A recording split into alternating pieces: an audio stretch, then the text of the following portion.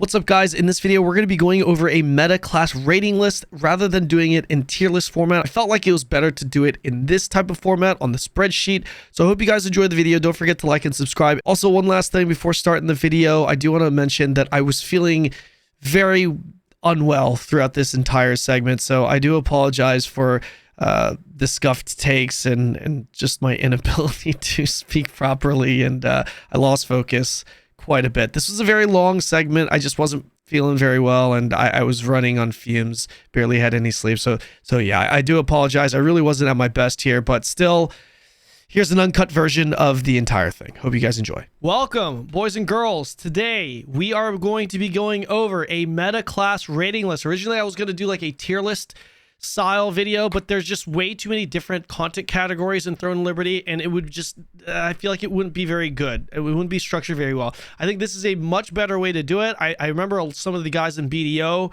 I think Choice did it for all the classes in BDO, and I was just like, yeah, that's a way better way to do it. And let's be real here, guys, there isn't that much content on YouTube going over the performances of the current classes. So yeah, I put this together, and hopefully this helps you guys. Don't forget to like and subscribe. Let me know what you guys think in the comment section below. Also visit us on Twitch, myself, as well as my content creator friends over here that I'm joined by, who I will introduce to you in a second. So the goal here is to obviously show you guys or give you guys an idea as to how some of these classes are performing in the different areas of the game, instead of giving you guys my own opinion and just my opinion, which will obviously bias towards certain things. I thought it would be a good idea to bring in other people and allow them to share their opinions as well. Some of the things we might agree on, some of the things we might disagree on, but I think it's really important for those of you who are getting ready to play this game to have different opinions. And I've picked some of the best people that I know that are very well versed and experienced in this game, that have solid resumes as far as what they've accomplished in this game, as well as just the hours that they've put into the game. So today I'm joined here by my friend Grenton and my friend Joey. He's all the way at the bottom there. And I'm going to let these guys introduce themselves to you. And yeah, Grenton, why don't you tell us who you are and your experience with Throne? Yeah, I'm Grenton. A lot of people might know me from Lost Ark, doing the Reaper stuff or the debate club, actually with Kanon. I've been playing Throne on and off since launch, and I started taking it more seriously probably in like end of January, beginning of February. I was in some of the MP guilds before they split off, and then I was in Ashen and Dunamis, and now I'm one of the shot callers and officers for Ethereum. So I have a lot of experience doing large-scale PvP in this game. A lot of my takes today are going to be tailored more around the tier 2 challenge, the tier 2 dungeons, as well as large scale shot calling, how classes work in a composition and stuff like that, more so than the actual individual class and the pilot behind it. Great. Mr. Joey, can you tell us a little bit about yourself, where we can find you, your experience with Throne? So I've started playing Throne and Liberty since launch, and I've still been playing KR today. And I've been multi-rank 1 on PvP on the kill board. So in terms of PvP, I've played different classes, all of the classes pretty much, except for tanks and healers. All the DPS weapons, I've played it to the peak, to the highest level, and I've achieved multiple rank 1s. Perfect. And so I aim to bring you the most accurate description that we can give for the classes and how they perform in every type of content. Perfect. Yeah, one thing that I do like about these guys, and one thing that I do feel like they bring to the table more so than other people that I know, is they have actually played a lot of different classes. And between the three of us, we've pretty much covered all the different types of meta / roles in this game, except for healer. I don't think any of us play healer, but I mean, shit, it's fucking healer. I healed one dungeon as SNS Wand. Okay. It was the tier 2 Voidways dungeon, and I wanted to cry. So, well, unfortunately, we don't have a healer expert. I do know some people that are very, very good at healer. They're very, very good, and they've obviously provided us with some information, and we play alongside them all the time. So, unfortunately, we don't have a fourth person here. So, we're gonna jump straight into this. I know you guys want to know. You guys want to hear about the classes. to give a little bit of background information, what I've done, and I'm going to make this spreadsheet public for you guys, and we will update this. We might have to add more classes to it after the skill expression. So as you can see, this is pre-skill expression. Okay, so for those of you who don't know, the devs have already announced that there is going to be additional skill expressions. You can think of them like tripods in Lost Ark. So if I have a fireball skill, the new update is going to allow me to add effects to that fireball skill. For example, maybe I can make the initial hit AoE, or I can remove the cast time, or I can move while casting, which are all real expressions for that skill, by the way. So that's going to really shake up the meta and change a lot of stuff. It's also one of the reasons why they are not nerfing any of the overpowered classes / weapons in the game, which makes sense because you got to see how these skill expressions affect everything. So keep that in mind. This is going to be very relevant for our open beta. I don't know how relevant this specific list is going to be for our launch because, again, skill expressions, and also we don't know which version we're going to get when we get NA to launch globally in September. I have a feeling we are going to get the updated skill expressions version, which we will have an updated tier list for, or rating list for.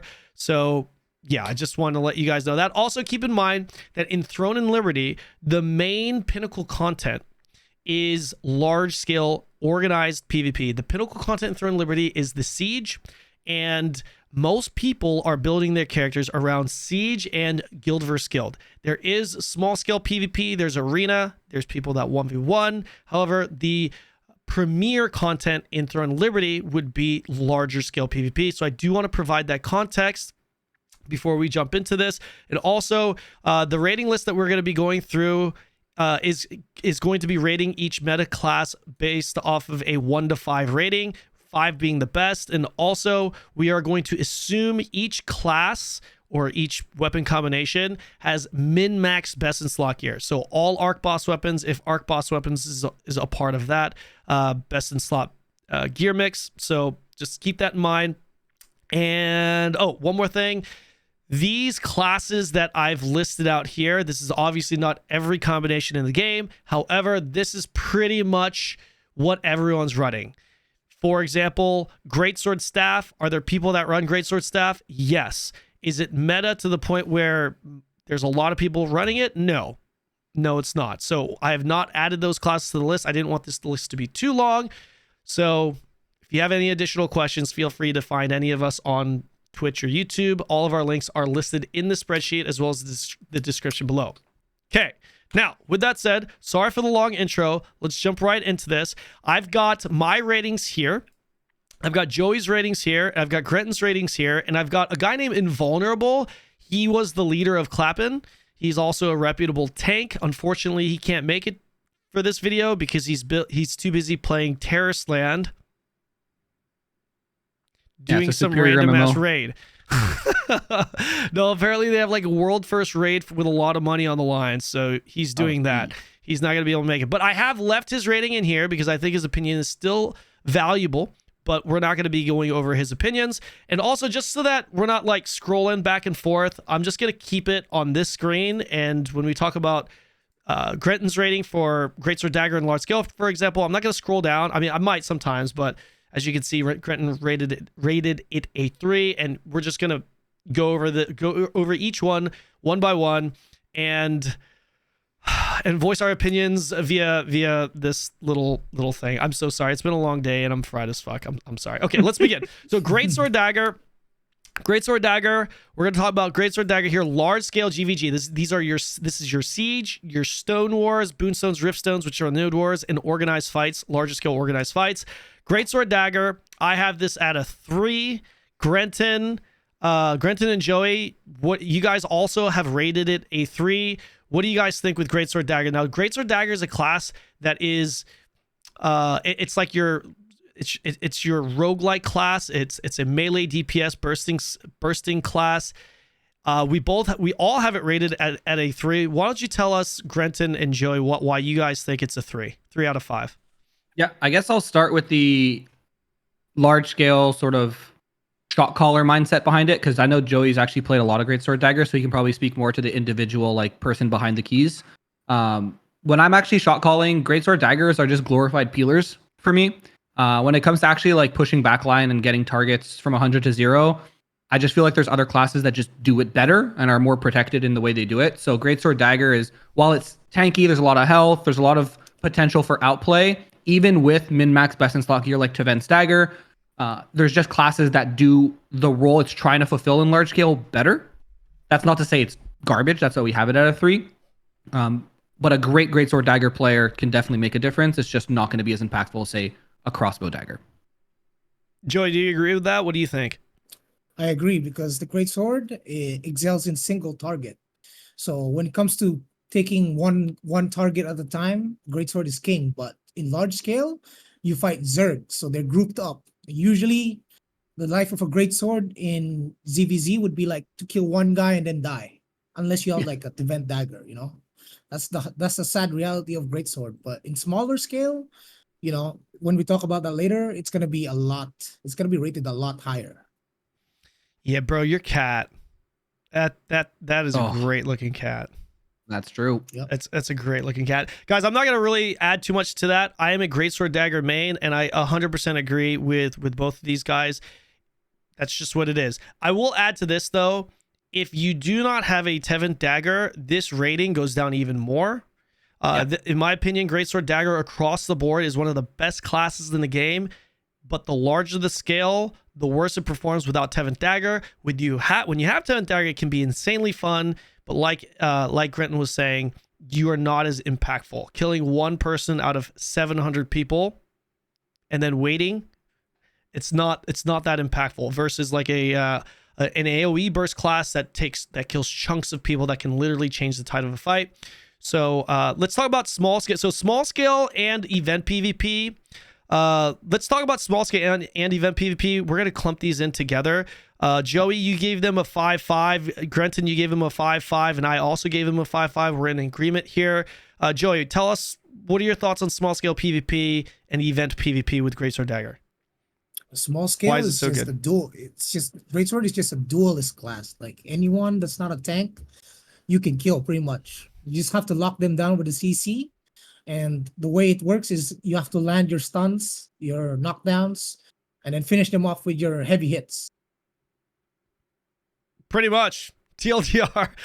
Yeah, TLDR, that's pretty much. There's nothing else to explain. Like, just drop your CC, put a stun, burst them with your skills, Guillotine Blade, Death Blow, all of that, and you kill the guy. TTK is super fast for Greatsword. That's pretty much it. Arena 3v3. We've got a few differing opinions here. You guys both have, so Joey and Grenton, you guys both have Greatsword Dagger at a 5. I have it at a 4. Tell me what your thoughts are on Greatsword Dagger Arena. Sure. Why do you guys have it at a 5? I've been spamming Arena because I'm a masochist. And Greatsword Dagger, it's very noticeable the difference between a Greatsword Dagger player who has a Tevent and, for example, tier 2, the Executioner Greatsword, compared to one who doesn't. Sure. It's so easy to tell because they're just, without it, it's a mosquito, and with it, it's like a rhino. What they say goes. That's one of the classes that has the most hit in the game because of the Greatsword passive. So, like Joey said, if it's not a tank, you're dead. But even if you are a tank, most tanks, like you said, Kat, at the beginning of the video, are building for ZVZ. A lot of tanks are building heavy into range and heavy into magic evasion or endurance, which means their one weakness is melee. In large scale, really doesn't matter for melee hitting you, but in arena, there's only 3 people. So at the end of the day, they're going to try to kill the tank at one point. And I feel like Greatsword Daggers, because they have so much mobility, they're tanky, they have a lot of health, they're made for arenas. It feels very good in arenas. Joey, what do you think, man? I agree. I completely agree, because the Greatsword, it's one of the highest pick weapon combos in arena right now, because you either have a Crossbow Dagger with Bellendir, a Greatsword, or any tank, SNS Wand, SNS Greatsword, either or. Pretty much Greatsword is always picked. Yeah. It's almost 100% pick rate. For one of the most common classes for sure. For me personally, I do not have it at a 5-5 because of a couple of reasons here. I think when we're talking about arena, you have to consider the current meta. And the current meta right now is SNS Wand, and it's a lot of SNS period. SNS with a Greatsword Dagger is not amazing. It's you are not going to be, I mean, you can one combo even in SNS Wand, but everything has to land. You have to get your crits. And it's a very long combo where in an organized PvP, the higher you climb, you will not be able to get extended combos off. You're an expert at executing squishier targets like crossbow daggers, but because of the meta being because of the current meta of this game, especially in arena, just being SNS and SNS Wand everywhere, that to me diminishes the overall effectiveness of a Greatsword Dagger, especially when you're comparing Greatsword Dagger to a Crossbow Dagger. Right now, Crossbow Dagger is just better than Greatsword Dagger in that DPS role. The only thing Greatsword Dagger is better at when it comes to arena in that role would be survivability, which is absolutely important. But I just have this. I just have the current state of the game. I have Greatsword Dagger just under Expo Dagger, and obviously under SNS Wand. And whenever you have a class that is clearly a level under a couple of classes that are up there, I can't give it a 5. Now, once they add skill expressions, once they do something about SNS, specifically SNS Wand, I think Greatsword Dagger does become a 5 then. I think everything that these guys have said, I totally agree. It is one of the best classes in the game. It's an expert at small scale skirmishes, but like I said, I think it's more of a meta thing for me, which is why I placed it at a 4 out of 5 instead of a 5 out of 5. 1v1, however, 1v1, I do have it at a 5. It's one of the best duelists in the game. Just so that you know, and I'm pretty sure all these guys here will agree with me on this one, just because a class is at a 5 out of 5 or even a 1 out of 5 in 1v1 PvP, there is a certain level of rock, paper, scissors. So just because Greatsword Dagger is a 5 out of 5, it does not mean it does not have counters. There's classes that counter Greatsword Dagger. Greatsword Dagger counters other classes. Greatsword Dagger just happens to counter a lot more other classes than classes that counter it. So I have it at a 5 out of 5, and Joei and Grenton also has it at a 5 out of 5. I'm pretty sure the reasons are consistent with the small scale and event PvP. So unless you guys want to add anything to that, you guys good with that, or you want to add anything? Yeah, specific? Greatsword go burr for 1v1s. Greatsword go burr, bro. Yeah, it does. If you choose a squishy, you will kill that squishy. In fact, it actually requires 2 healers, an SNS Wand and a staff wand to keep a squishy guy alive from a greatsword. Yeah. True. Yep. And we've tested this because I have 2 pocket healers. Anytime you see a character, anytime you see an opponent that has a dagger in their hand that isn't paired with SNS, it is like you're just going to town. It's like lunch as a Greatsword Dagger. PvE. Now, PvE, I have on our list specifically set for dungeons. Now, I want you guys to know that dungeons in this game, there is no like you don't have to. What's the best way to put this? You don't need to play the best class in the game. Okay, you really don't. That's just, if you play the game, you'll understand. PvE, you really could play anything that you want. However, I still would like to give a little bit of perspective as to how these classes perform. So mainly this is a DPS call. I have Greatsword Dagger at a 3 out of 5. Joei has it at a 1 out of 5. I'd like to hear his thoughts on that. I think that's a bit of a stretch, but Grenton also has Greatsword Dagger at a 3 out of 5 in dungeons. Joei, why don't you tell us why you think Greatsword Dagger is a 1 out of 5? Bro, if you don't have an Adentus, bro, you're not going to my PvE group. If you don't have 1 a out of 5 because it's a mana issue. Oh, You get a mana problem as a Greatsword Dagger. If you're doing long fights, especially against bosses, you will end up using up all your mana real quick, and you'll be struggling to sustain that mana unless you have like a bow in your party that would help you. You know? Really? What? I don't agree with that. What fully. build are you running? Okay, so I've now played with a few different Greatsword Dagger builds. Tier 2. The only build that I've had that has mana issues in boss fights, not like the elites. I'm talking about the boss fights, right? The boss at the very end. The only one that I've had an issue with is like the full maximum attack power, attack speed build that doesn't have any mana regen, so I'm not taking the Abyss Neck because the Abyss Neck gives you mana regen, right? So even without the Abyss Neck and going 17 mana, 17 wisdom. Like, so I don't even hit the 30. Like, it's a 17 wisdom. And that build, yes, that build right there, it struggles with mana. But even then, yeah, like tier 2 dungeons have a lot of fury attacks with their bosses. You just have dagger block, you're at 100% mana. Yeah. You have the passive from Greatsword that you can slot in as well. That gives you mana per hit. Like Yeah.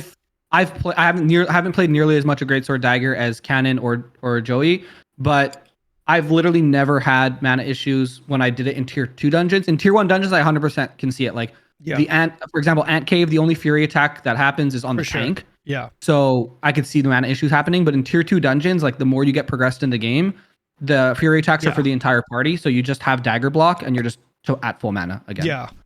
Yeah. The reason I put it at a 3. Let me explain why you Yeah. lose mana, because I'm using the parry, the Iron Point parry, which means you're min-maxing your damage Okay. in order to keep up with a crossbow. Like, devil's advocate here, if you're using Iron Port parry and going out of mana, is that more or less damage than using dagger block and just having the mana to then continue your rotation? oh, you got way more damage with the parry, I'm telling you. Especially if the boss does a lot of fury attacks, or if the elites do a lot of fury attacks, you're missing out on like 5k. Yes, so that's a good point, Grenton. The comparison would really come down to how much DPS using Iron Point parry and then taking mana regen accessories in order for you to not not run out of mana and maybe at least hit 30 wisdom, and then compare that to whatever. I haven't done that test. Overall, for me, running a build tier 2 dungeons. With running a Greatsword Dagger build that does have enough mana so that you don't run out, using dagger parry, okay, I would have that at a 3 out of 5. And for me, the pure reason for 3 out of 5 is that it's the only melee DPS in the game, and a lot of the tier 2 dungeons have mechanics that require you to, like the boss. It's not like WoW where as a tank I can bring the boss with melee to keep their uptime.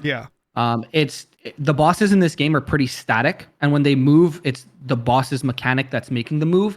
So for example, in the first tier 1 dungeon, Island of Terror, at one point everyone has to go and clear the fog. That means you're doing 0 DPS as a greatsword player, but bow, staff, crossbow can still be chipping as they're doing that mechanic. So just from an uptime perspective, I think it's a 3 out of 5. If you could have 100% uptime, I would put it probably at a 4. Right behind crossbow. If you could put it at a, if you put it, I'm so sorry, I'm so fried. Yeah, if if we were talking about 100% uptime, Greatsword Dagger becomes 4.5. Yeah, I honestly, I would put Greatsword Dagger at a 5 out of 5, and then I would literally put Expo Dagger at a 6 out of 5, just because that weapon is just broken when it comes to DPS. Would that be like, if you were to take Expo Dagger out of the equation, Greatsword Dagger I think is hands down absolutely the highest DPS class with 100% uptime, which is something that I'm glad you actually brought that up, because we've got a lot of throne/lineage Andys here that don't understand what DPS stands for. Guys, DPS stands for damage per second, and your DPS falls off. I like how Grenton's here because he's also a Lost Ark Andy PvE guy. Okay, your damage falls off when you're not dealing damage, right? So a lot of people are like, I'm doing amazing damage. Dude, my burst rotation, I'm hitting, my guillotine blade is hitting for like 10k heavy 20K, hit. Yeah, it's insane. It's like, but then when boss goes into mech and bow dagger is constantly pewing 100% uptime, and you're not, that's DPS.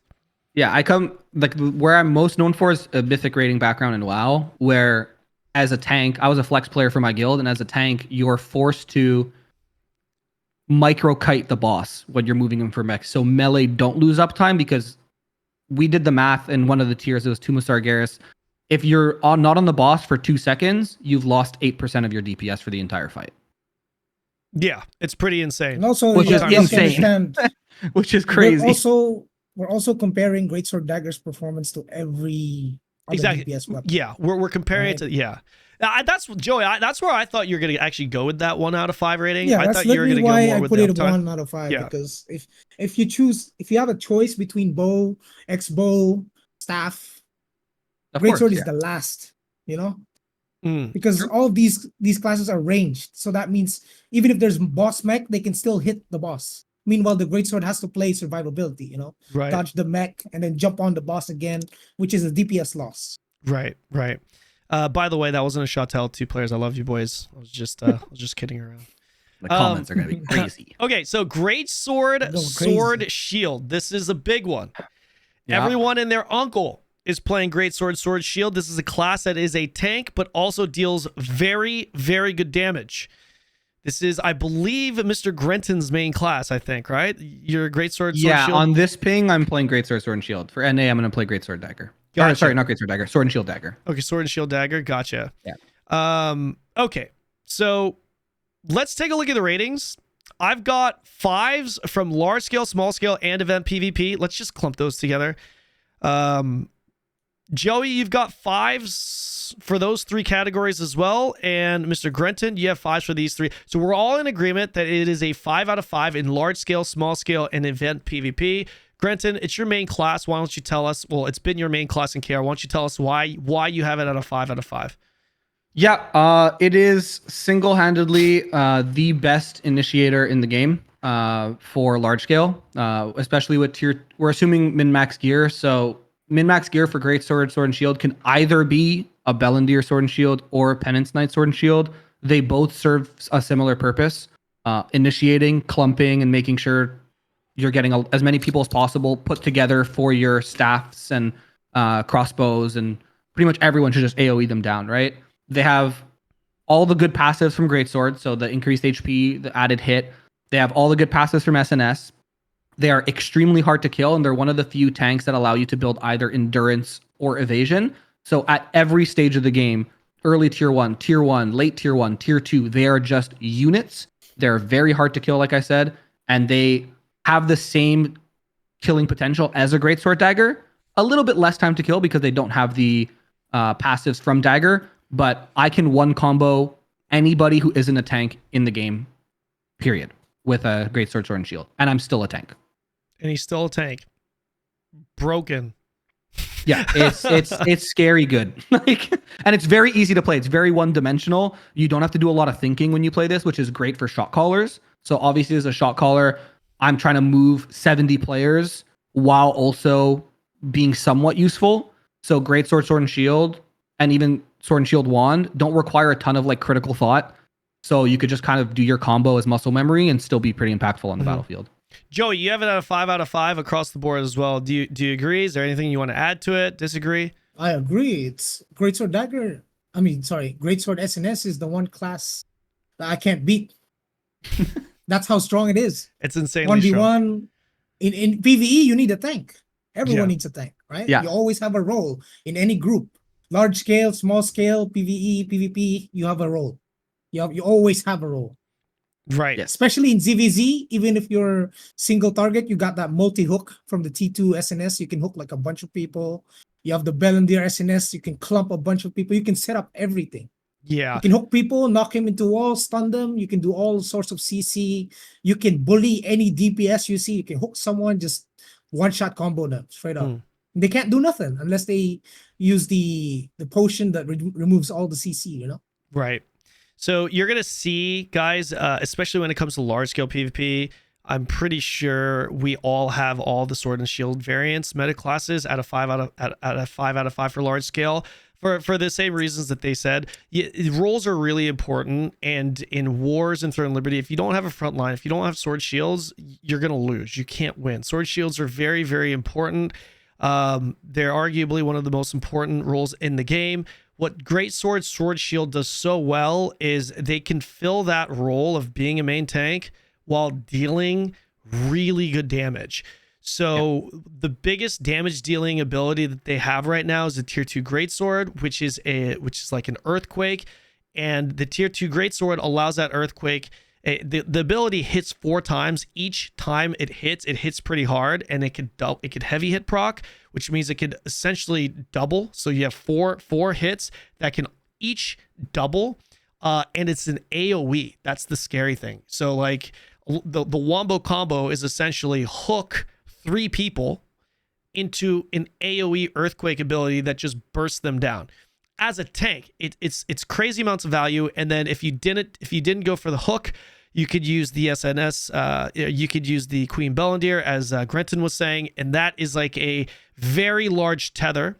And what I usually tell my chat is, if you are in a large scale, if you are in a competitive guild that is organized and does a lot of large scale content and has geared players, that sword is insane, because if you dive with it and you tether a lot of people, all of those people are going to be eating your earthquake, and then they're also going to be eating your teammates' meteors and everything else that comes down. It just has crazy amounts of value that can single-handedly change the tide of a skirmish or a fight. So a lot of value. And really, when it comes to small scale PvP and event PvP, it's really the same thing, just because they can hold their own as well.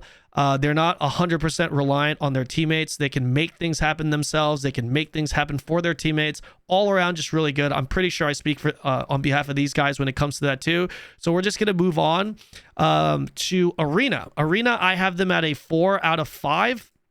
Joey's got them at a 5 out of 5. And Grenton, you have them at a 4 out of 5. I'm going to start with this one by saying that Greatsword Sword Shield is one of the classes that I have similar to Greatsword Dagger in regards to its total ability in relation to other classes in the arena. I'm so sorry if that didn't make sense. Let me rephrase that. Essentially, Sword and Shield, Greatsword Sword and Shield, in my opinion, is objectively worse than Sword Shield Wand. And if it's worse than Sword Shield Wand, then I can't give it the same rating as a Sword Shield Wand. Later on, we're going to talk about Expo Crossbow, but that's a different role. I would say overall, Greatsword Sword Shield, arguably maybe even better than Expo Crossbow, Expo Dagger, but they are two very different roles that they provide, that they have in the arena. If SNS Wand gets nerfed and it gets balanced, or SNS Greatsword gets buffed, both are possible, by the way, with skill expressions, it's a 5 out of 5 for sure. But because this is a Sword and Shield Wand meta, because there's a lot of wands in the arena, that to me brings down Greatsword Sword Shield by 1 point, putting it at a 4. What do you guys think? Yeah, I kind of agree with that. Also, a lot of people, well, if you're a tank player, you're going to notice this pretty quickly. Your only kryptonite is mana. And the way you get mana back is through your Q block and being hit. Right? So in arena, people just usually ignore the tank. So you're very rarely getting hit, which means once you've used your mana, if you don't actually die and respawn, you're kind of just walking around auto attacking people until someone decides to hit you. So Greatsword, Sword and Shield, and even Sword and Shield Dagger have that issue a lot. Sword and Shield Wand doesn't have it as bad because they have the passives from Wand. So not only is SNS Wand very broken, which we'll get to, but it just does what SNS Dagger and SNS Greatsword do, but just better and with less of the downsides that you get from playing a tank. So that's the reason I put it at a 4, because it's just not as good as its counterpart. Joey, what are your thoughts? You have it at a 5. Yeah, I put it on a 5 because of its ability to support. You know, the blood devotion skill? Yeah. When you link yourself to someone, you take 70% of their damage. That's one of the biggest factors that lets me put it on 5. Even though I agree that the mana is the biggest weakness of SNS GSs, because you cannot continue to do what you're doing as an SNS GS if you're out of mana. And if they ignore you, you don't get mana, you're basically useless.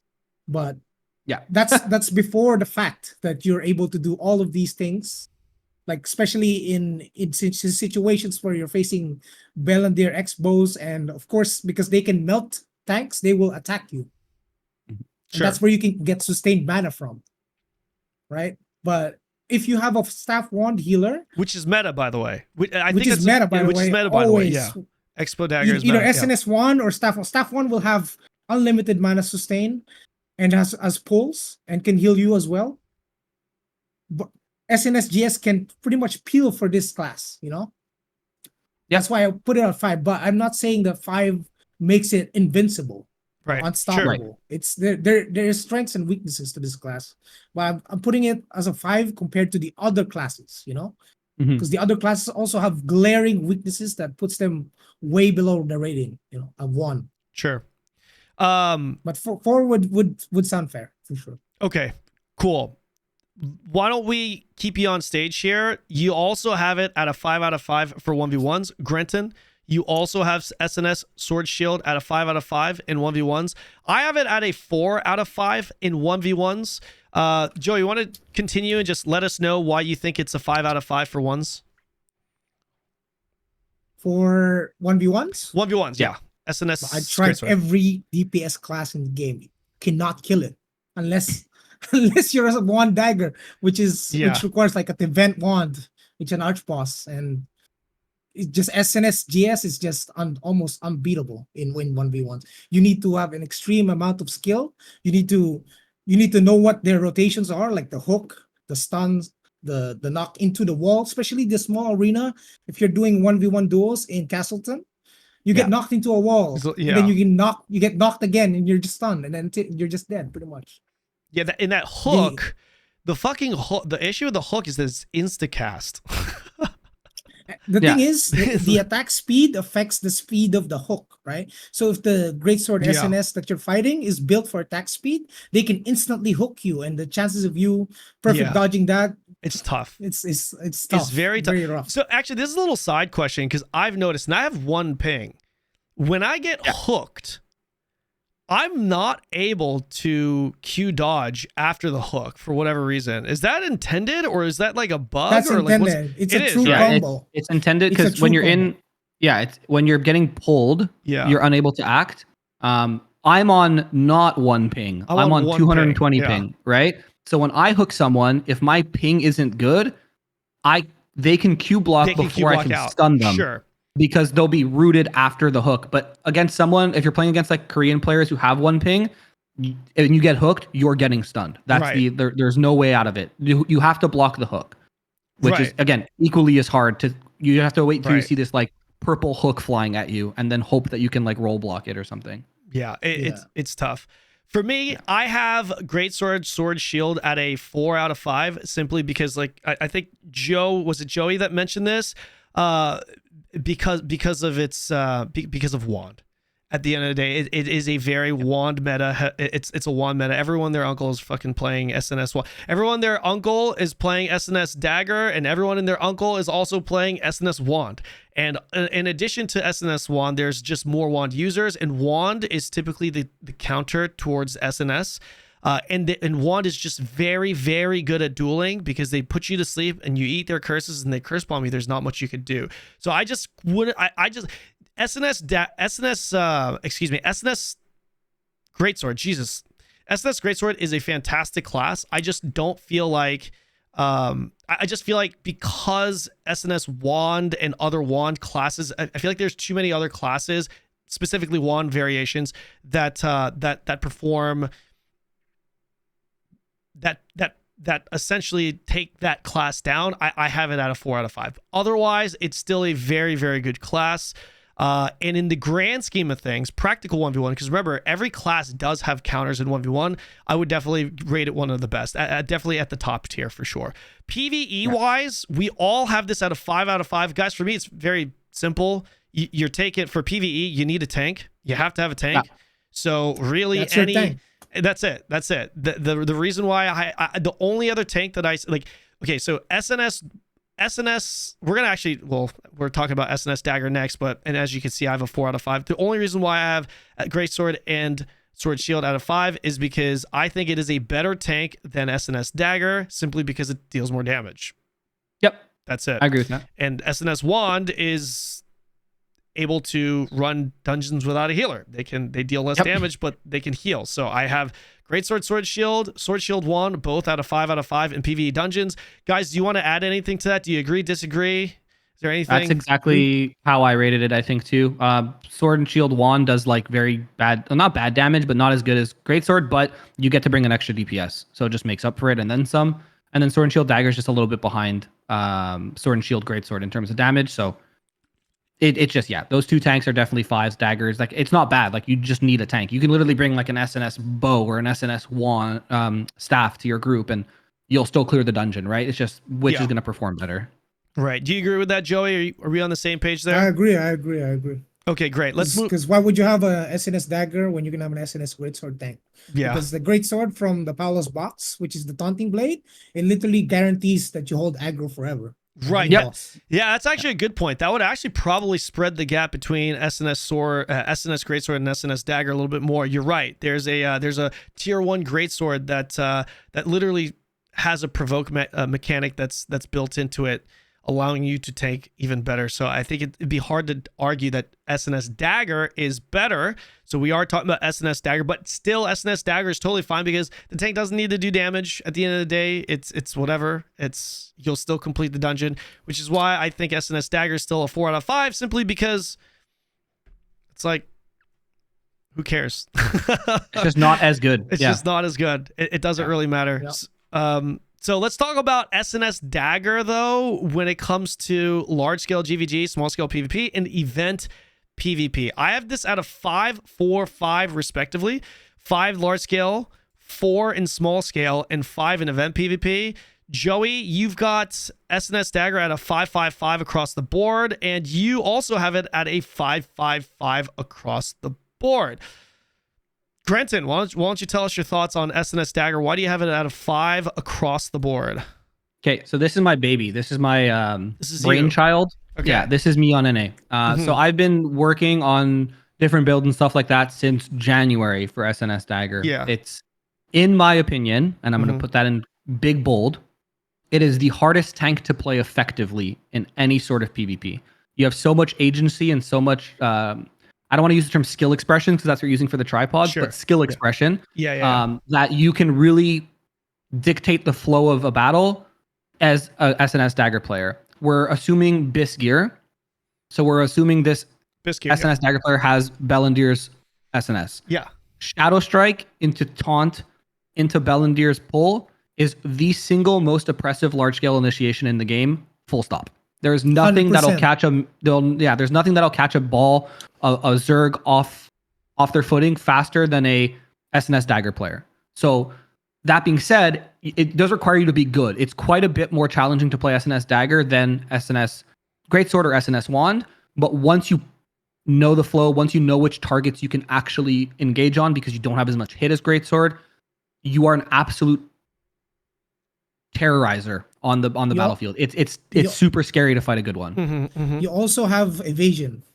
Dagger. You also have the most evasion out of all the tanks because you get all the evasion passives from Dagger, the evasion passives from Sword and Shield. So as long as you're good at using your roll to proc your passives, using your strategic rush to proc your passives, your shadow strike to proc your passives, and making sure you don't have a lot of gaps in those passives, no one's going to be able to hit you, which kind of brings to its only weakness is mana, because no one's able to hit you. So that's like the only thing that keeps it in line and doesn't make it super OP is the fact that no one's able to hit you. So regenerating mana is actually pretty difficult.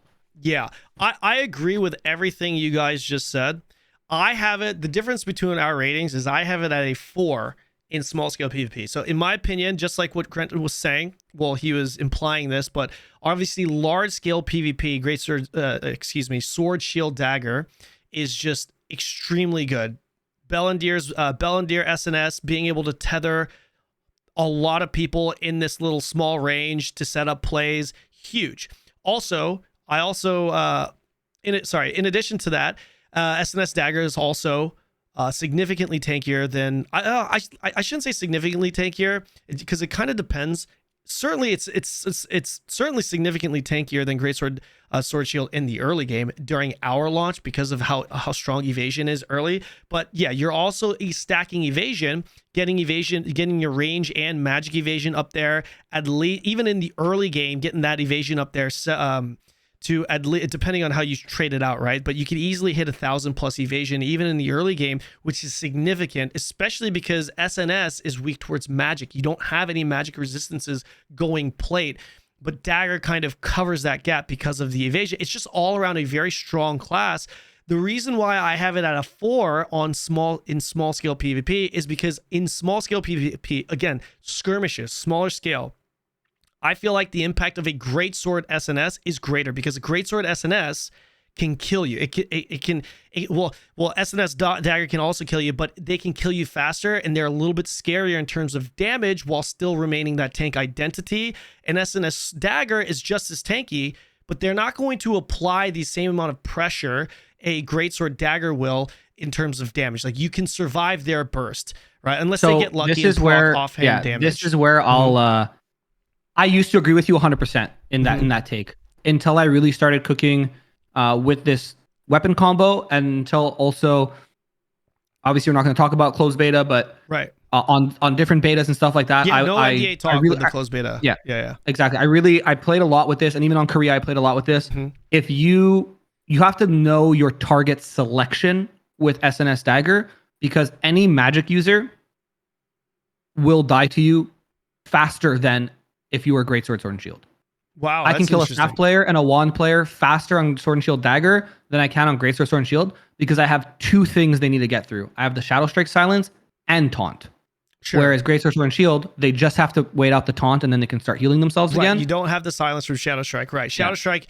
For those of you who don't know, Shadow Strike is a gap closer. It's like Shadow Step in most games.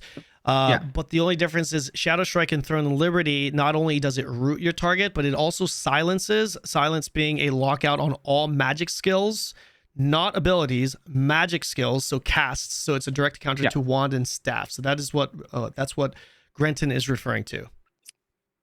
Yeah. And a lot of small scales usually won by the healers, in my opinion. So the healers being able to kind of live in free cast. So if you're, as an SNS Dagger player, just locking down and killing a healer every time you initiate, I feel like that's why I put it at the same as Greatsword Sword and Shield. While you're right, though, Greatsword Sword and Shield baseline has more impact in small scale. Absolutely. Sure. Yeah, I won't argue against that, to be perfectly honest. I think the meta when it comes to smaller scale is the reason why I kind of valued the Shadow Strike is a great point that you made, and I did consider that, but I just feel like Bow Dagger, Greatsword Dagger, all like those two, and Expo Dagger, these three classes are hands down, in my opinion, the gods of small scale skirmishes. They're so insanely strong, and they're everywhere. Like, that is like the biggest threat when it comes to small scale skirmishes.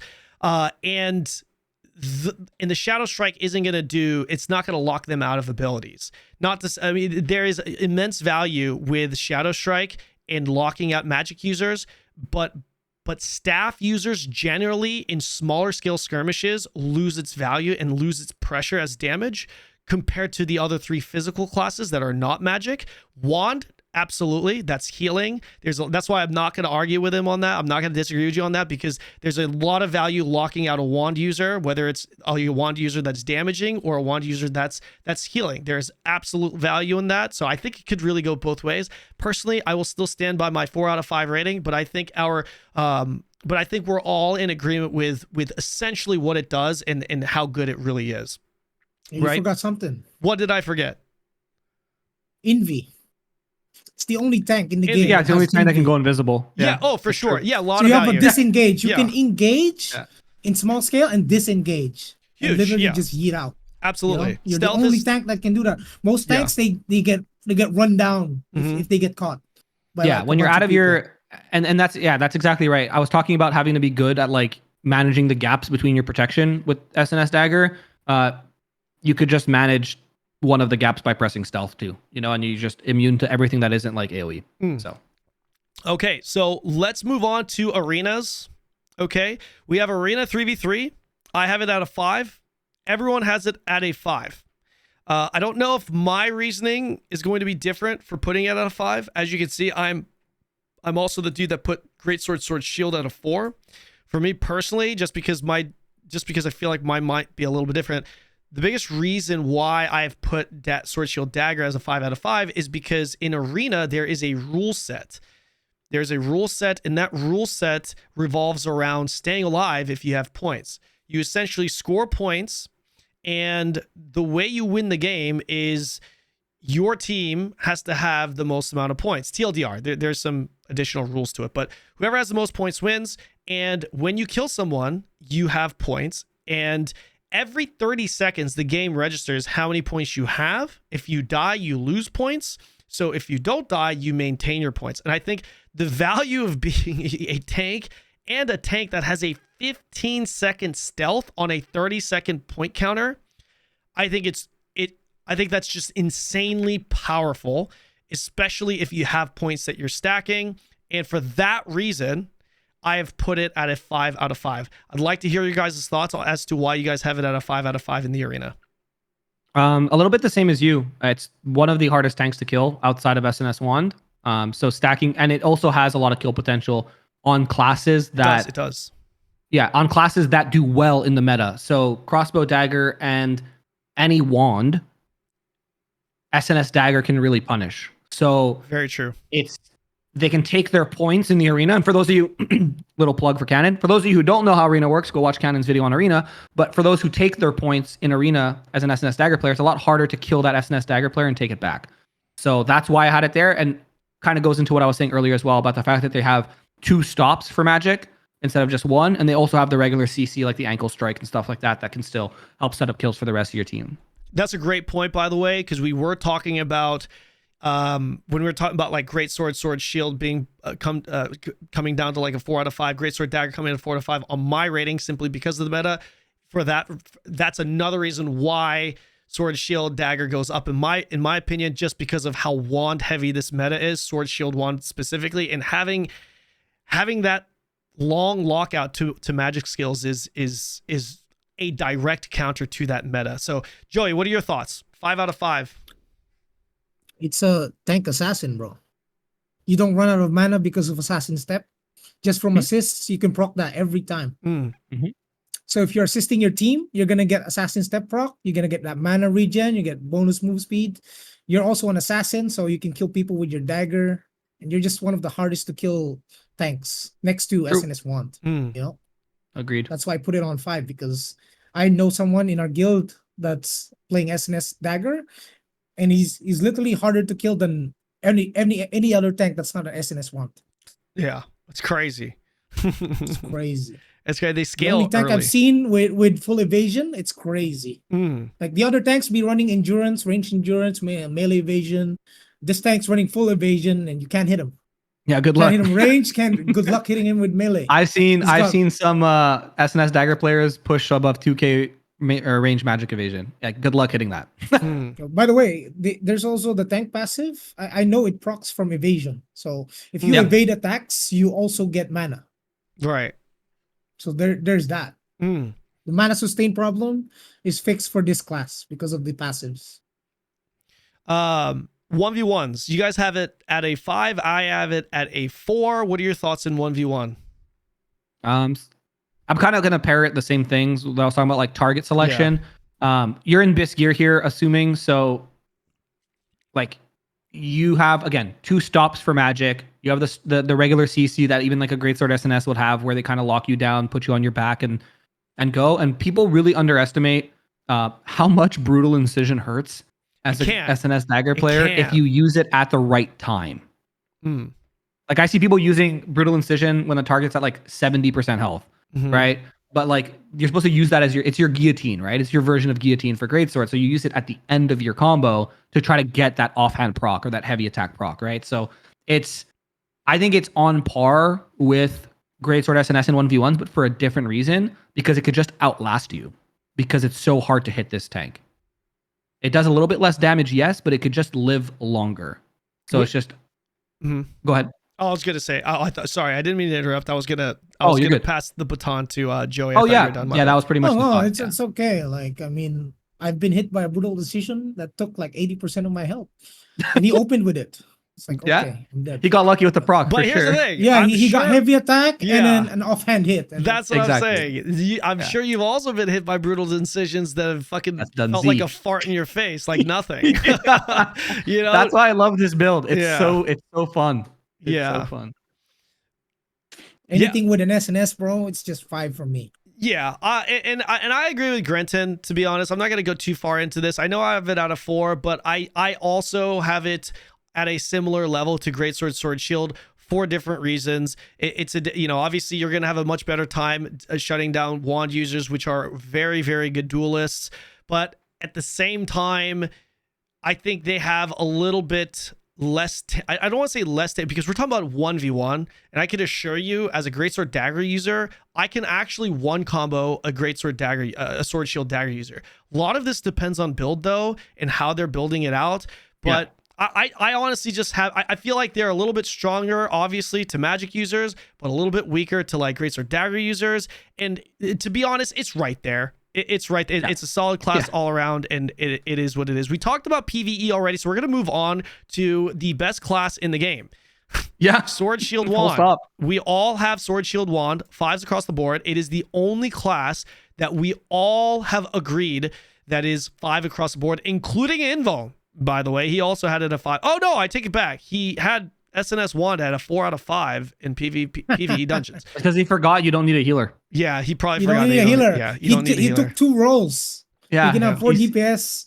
Exactly. 5 DPS and 1 SNS Wand that can heal himself. Guys, we're not going to even talk about the PvE because Grenton and Joey just said it right there. It's a 5 out of 5 because you are literally a healer and tank. You don't even need to take a healer if you're built correctly.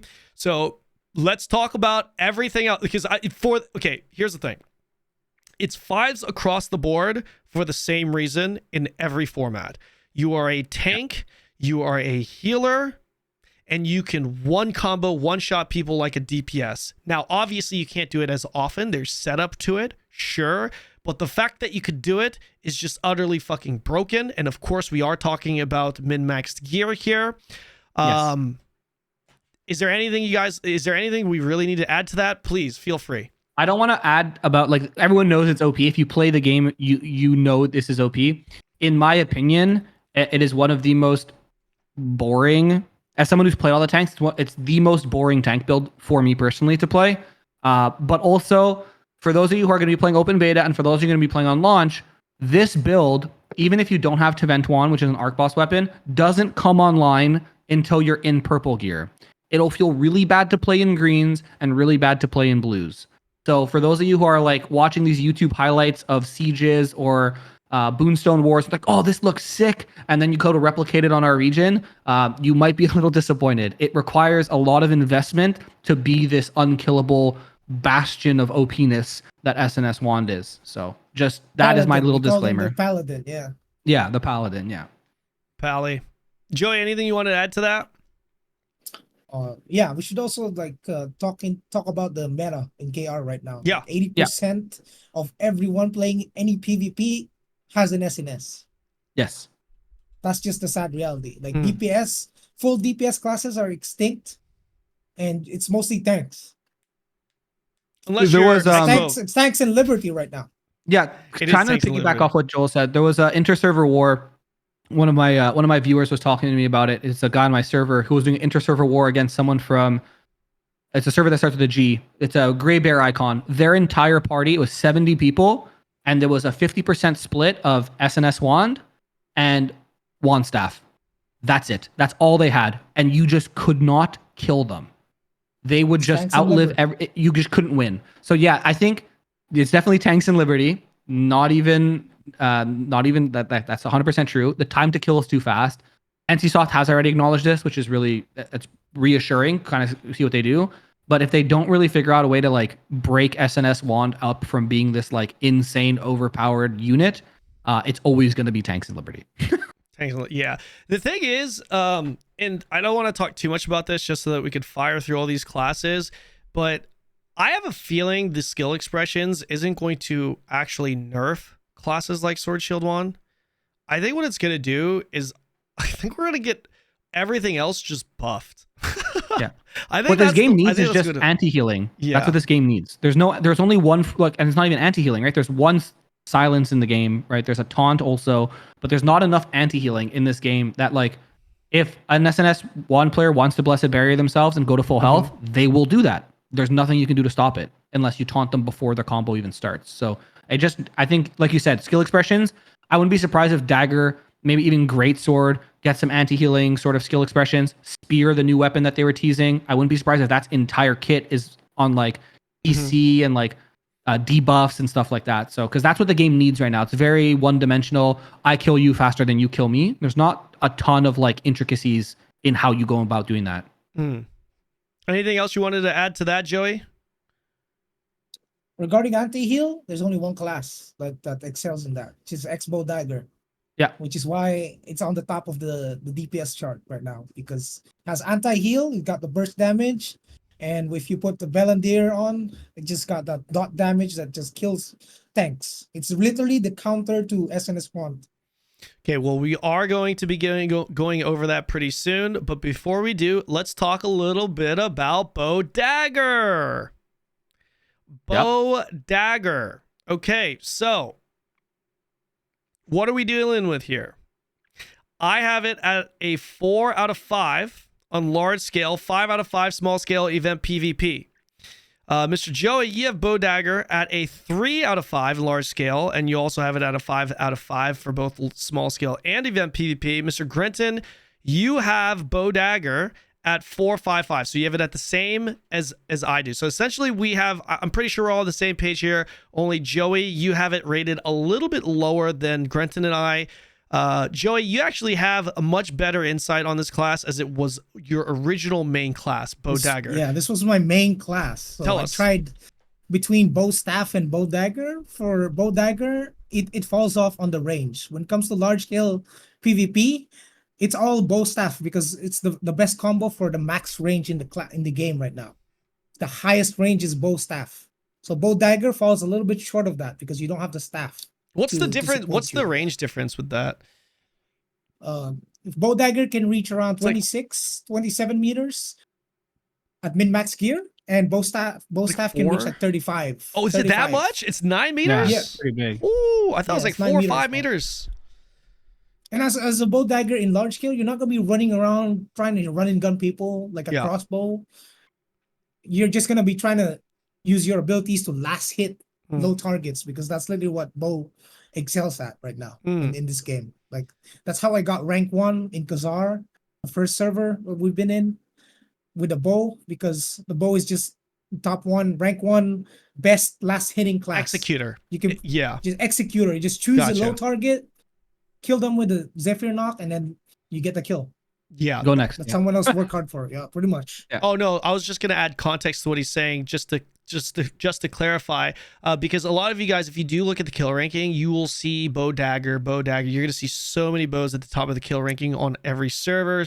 So a lot of you guys might be like, well, how could you give it a 3 out of 5? Well, correct me if I'm wrong, Joey. What it sounds like you're saying is, yeah, it has a lot of kill potential. It's an executor class. It's good. However, the actual impact it has to a fight for your guild, in that guild versus guild, bam, in that clash, is not close to the impact of, like, let's say a bow staff, for example, or even other staff Yeah, users that have the you gotta AoE. treat the Bow Dagger as something like a Greatsword Dagger, but it's At ranged. ranged. Like, you can only do Exactly. single target range hits. You lack the AoE to Yeah. contribute to your guild. Like, Well, did unlike you a hear- staff dagger, do you where know- you can nuke clumps and then get like 10, 20 kills. in one bomb. Decisive sniping with the skill expressions, it's going to be a 10-meter AoE splash. But then that might change then. I'm But just kidding. I'm That's just why I kidding. think- That'd be that's why I crazy. think- This is That'd be before. crazy. This is before, right? I'm just That's why I kidding. think I'm just doing kidding. this- That'd be crazy though. But no, that's why I think this is like Oh, an man. interesting thing to do before and after we get skill expressions, That's to kind of see like disgusting. what changes. Yeah. Right. Also, which is really cool. So a little interesting note here, and shout outs to my boy Epicdemic. He's one of our original OG 1HP officers. He's going to be running his own guild and clan. Shout outs to them on NA West.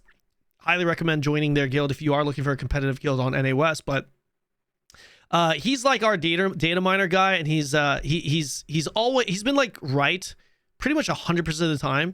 And we have a little bit of a speculation. He's a data miner guy. We have a little bit of speculation. This is completely irrelevant, so I'm just going to throw this in the middle of the video here. But we're thinking, what Epic's kind of thinking is the skill expressions are looking like they might just be effects from, well, not all of them, but a lot of the effects from the tier 2 weapons are looking like they are actual options to be added. So, for example, the Earthquake Blade and its effect with Gaia Crash, that might be a skill expression that's choosable, with the Gaia Crash ability. That's kind of what we're Wait, thinking really? it could be. That's what it's looking like. That's what it's looking Bro, like. imagine you have a dentist and then you can Gaia Crash. Yeah, that's insane. That's insane, right? Exactly. That's why. So, but it makes sense because that is one of the few things that would absolutely make Tevin Greatsword best in slot again, right? What do you mean again? Again? What do you mean again? Again, well, I mean, well, you're right. Not again. Sorry, I Bro, shouldn't have used the word again. have you seen a I T2 Greatsword Dagger bomber setup?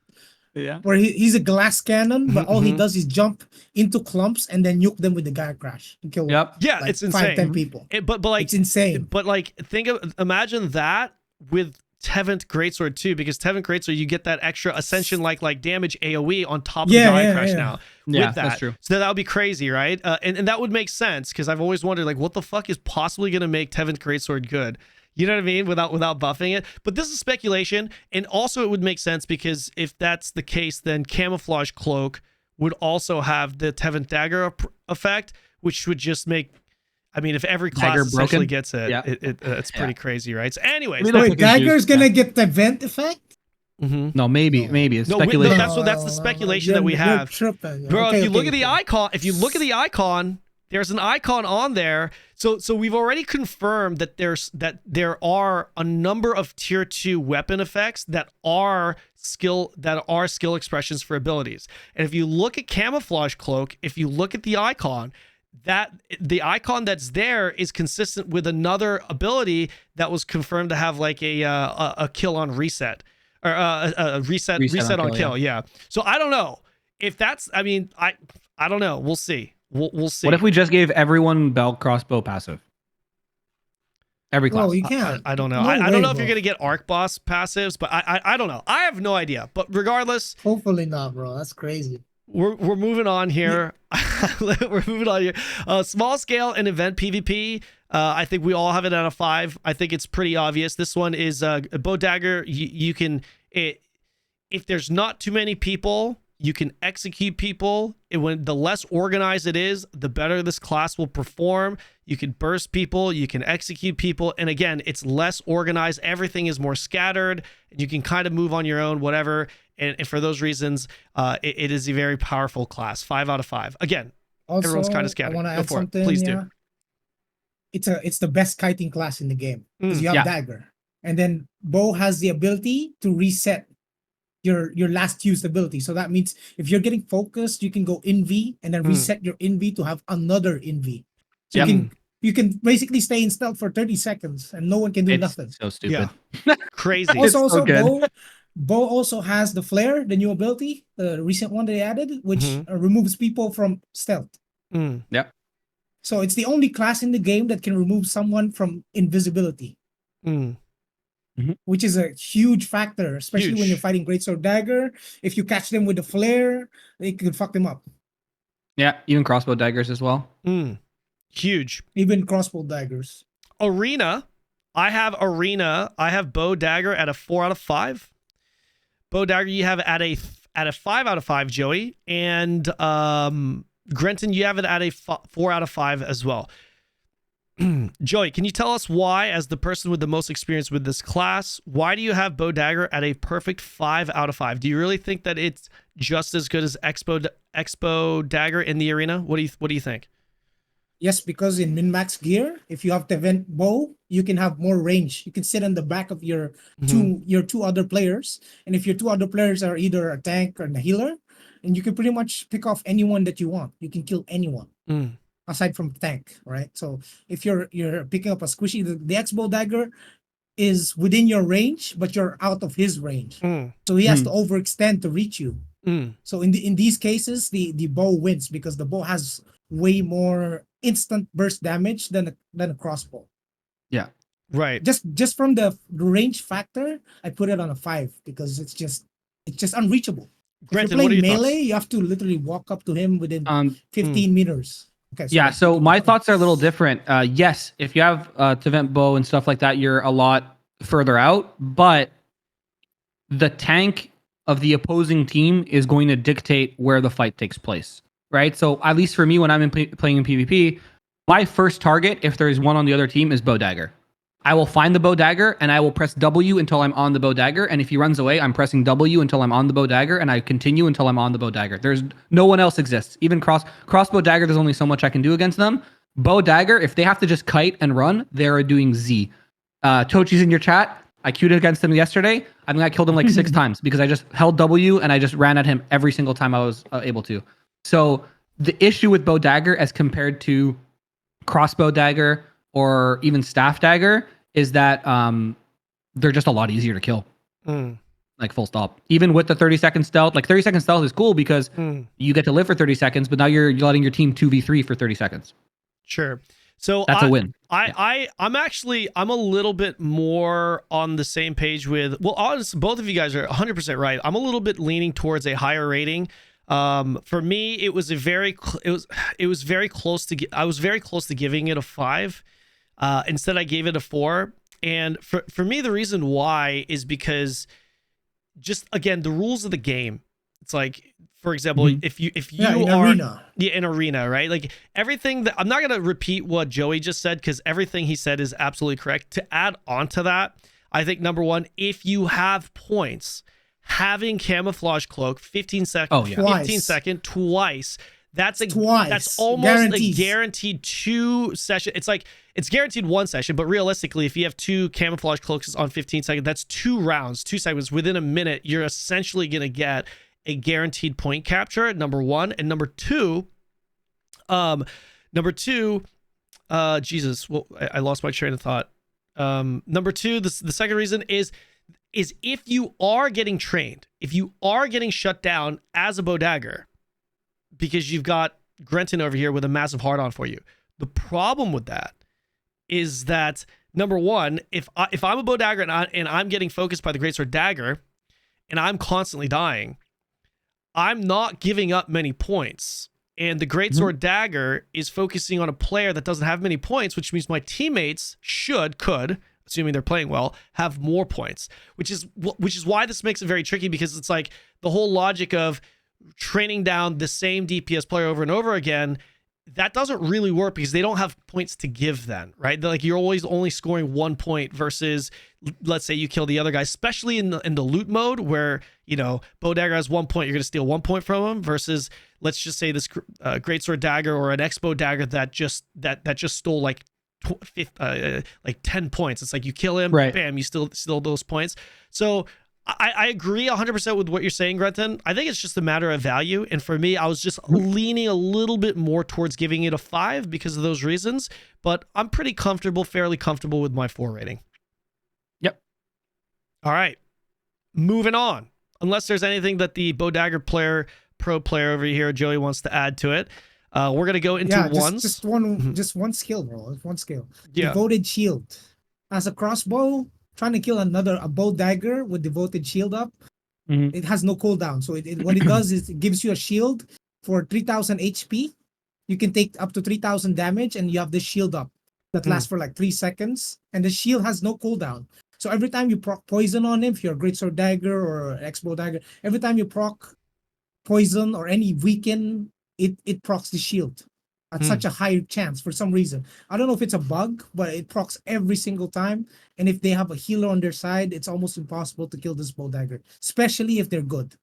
It doesn't even matter if the tank sits on him. He can tank it because he has double envy. If he has a healer, which he should get if he's doing 3v3s, yeah.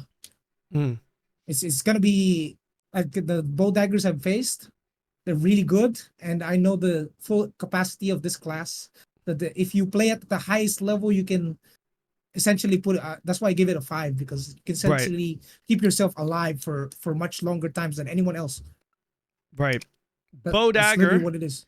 You have it at a 3 out of 5. I have it at a 3 out of 5 in 1v1s, and Grenton, you also have it at a 3 out of 5. We're all in agreement. Joey, since this is your main, or was your main, why don't you tell us why it is a 3 out of 5 in 1v1s? In 1v1s? 1v1s. It's because there's the existence of melee classes like Greatsword Daggers and SNS Greatsword. Literally, they're the kings of 1v1s right now. Yeah, they're too good. That's why it's a rock, paper, scissors matchup for 1v1. It's a rock, paper, scissors matchup. And bow really doesn't have much kit. much agency against tanks. And Greatsword Daggers can also stack enough evasion to just avoid the root. Because the Bow Daggers gameplay is just to root someone and then just burst them before they can catch up, you know? Pretty much. If that doesn't work, they reset with Envy and then they do it again until they can kill the person. But if they can't hit the person because of evasion or because of the block chance from an SNS, they usually just end up losing the trade. Couldn't have said it better myself. In PvE, I have it at a 4 out of 5. Joey, you have it at a 3 out of 5. And Grenton, you have it at a 4 out of 5. Why is it at a 4, or why is it at a 3 out of 5, Mr. Joey? Why do you have it at a 3? You got it a point low below us. Because you're playing Dagger as an offhand, which means you have to come close to the boss.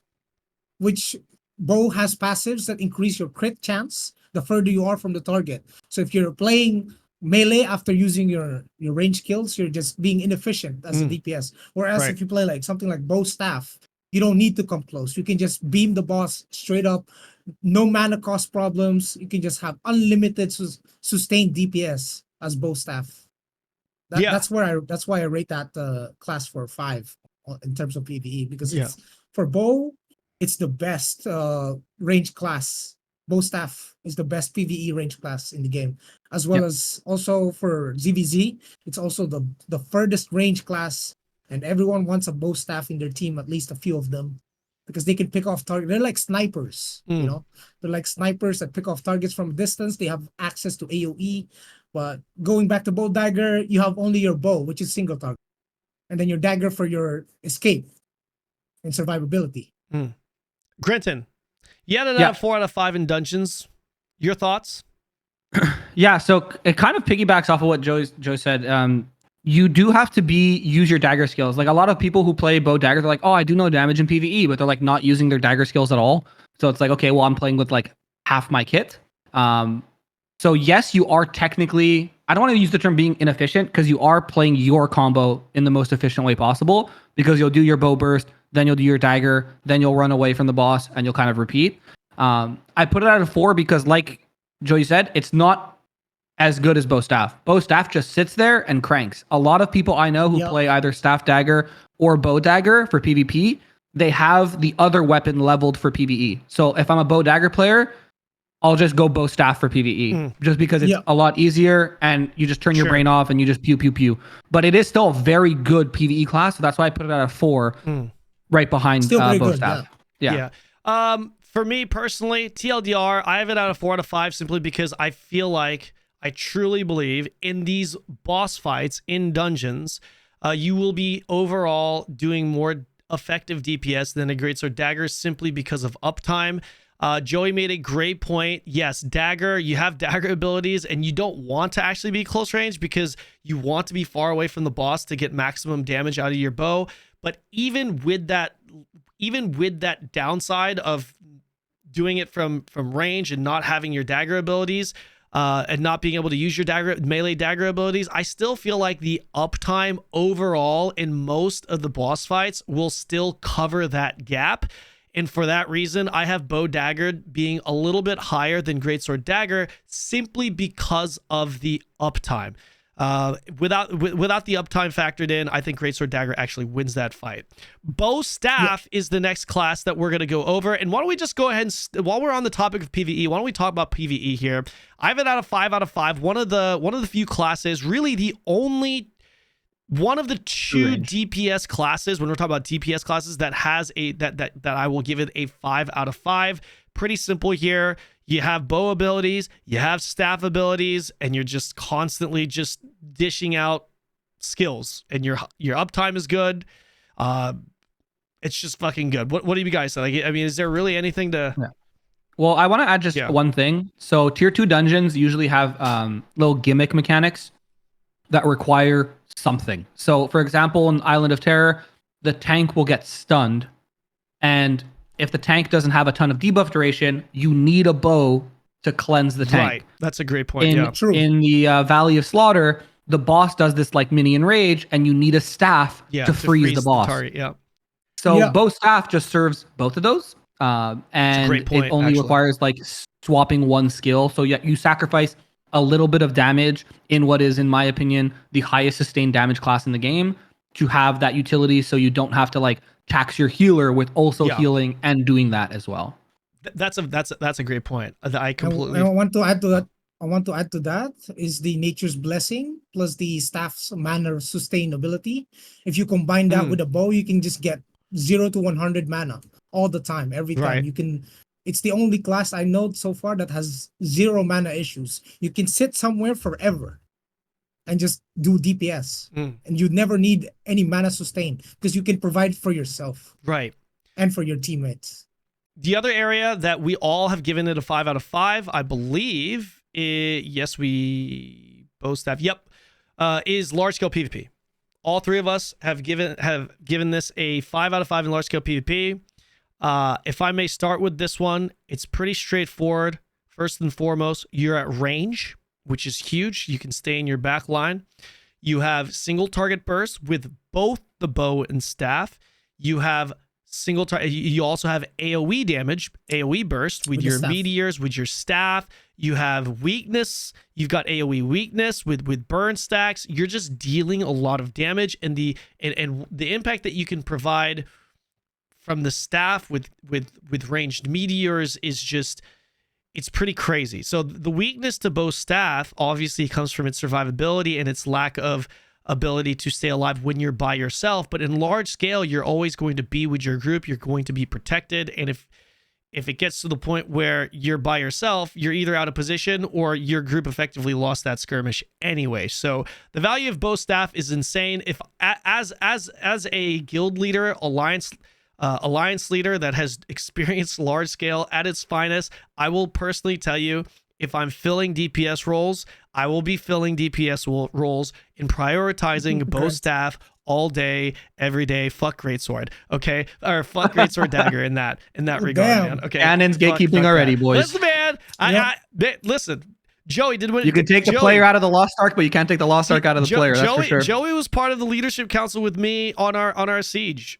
I mean, look, we got the job done, did we not, bro? We did. We got the job done. We got the job done. So why don't you guys add some? Grenton, why don't you tell us a little bit about your thoughts? Why is it 5 out of 5? Break it down for us. Yeah, I mean, literally exactly what you just said. In large scale, it has the longest range in the entire game. You have the AoE capabilities of staff, which is great to initiate on top of or engage on top of your tank's initiations with. We just talked about. I'm gonna shout out another guild. They're called Mist. They were on Fontaine, now they're on Callus, I believe. I heard they were really good. I never got. To they play are, in my opinion, on Korea. The strongest. I think they are the strongest guild on Korea. That's my humble opinion. And they have a bomb squad group that is helmed by a SNS Dagger player called Rocket.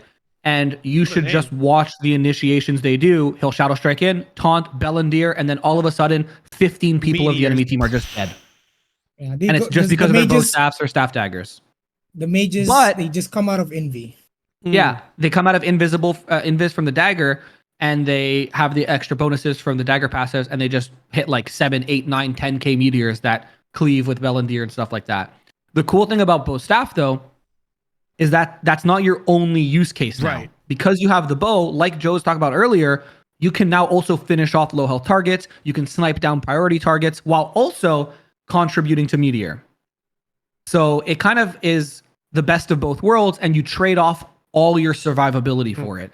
So the name of the game with bow staff is positioning, because if anybody even looks in your direction and can touch you, you're probably dead.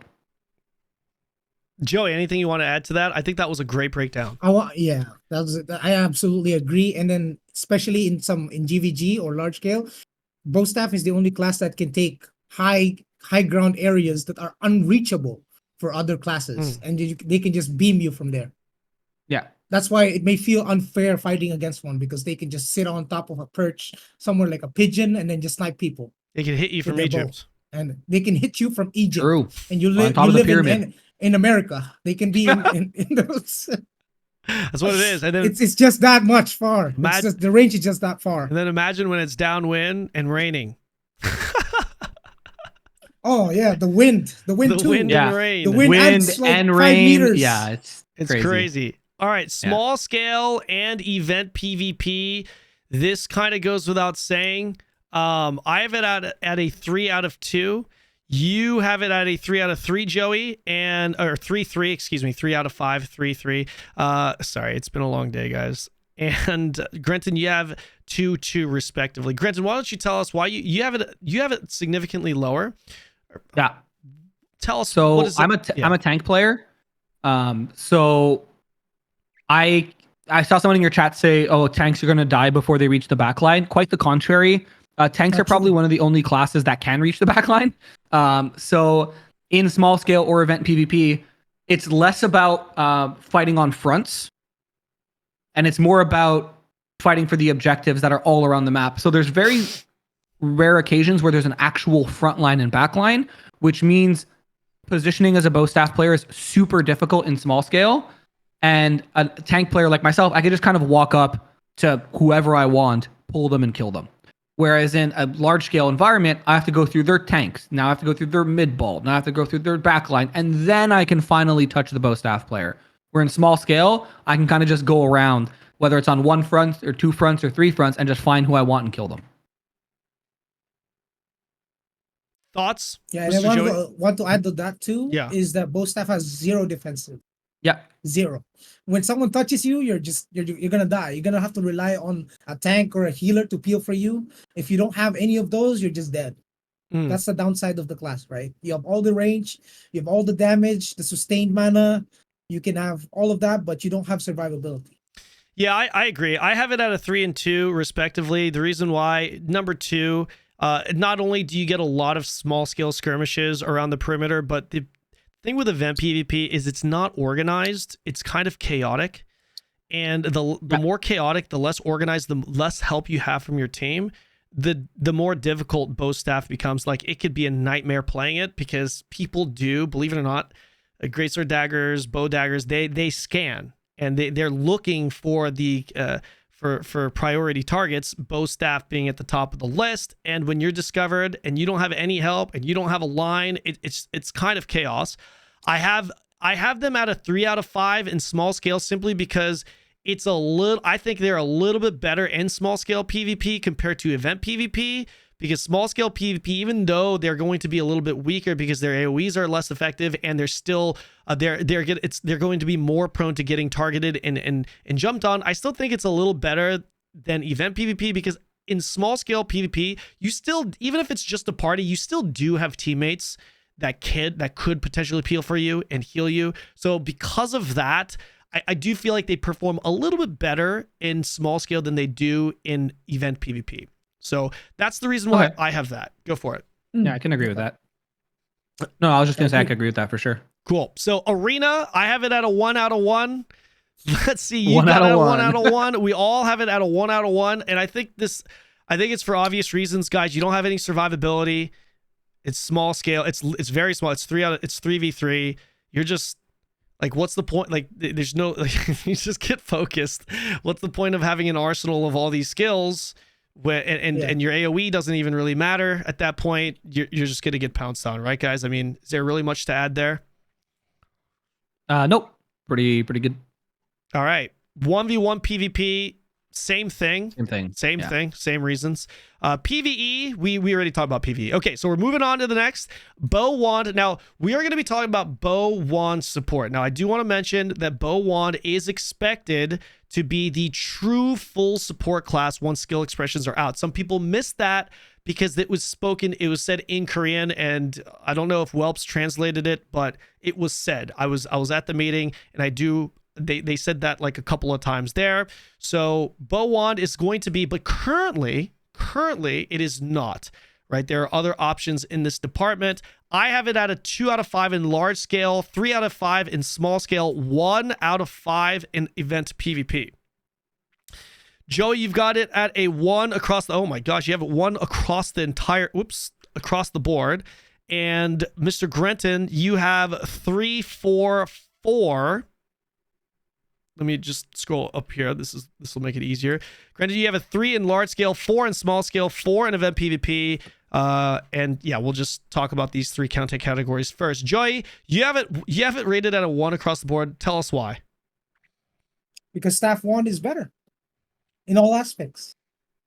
I won't disagree with you on that, but that doesn't mean that Bow Wand is Only a garbage, Sith though, deal. right? Only a Sith deals in all absolutes. the healers, Uh-huh. of all the healers, right?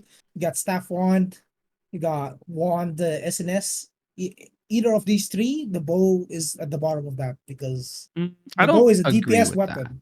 that. They have one cleanse, but that's it. What if they get CC'd multiple times, CC chain? What can you do as a bow wand to help the target that you're helping, aside from the already wand skills, which is the blessed barrier, so you can heal them, which the other healers also have access to. Unlike, look at the staff wand, for example, you can hook someone back to you.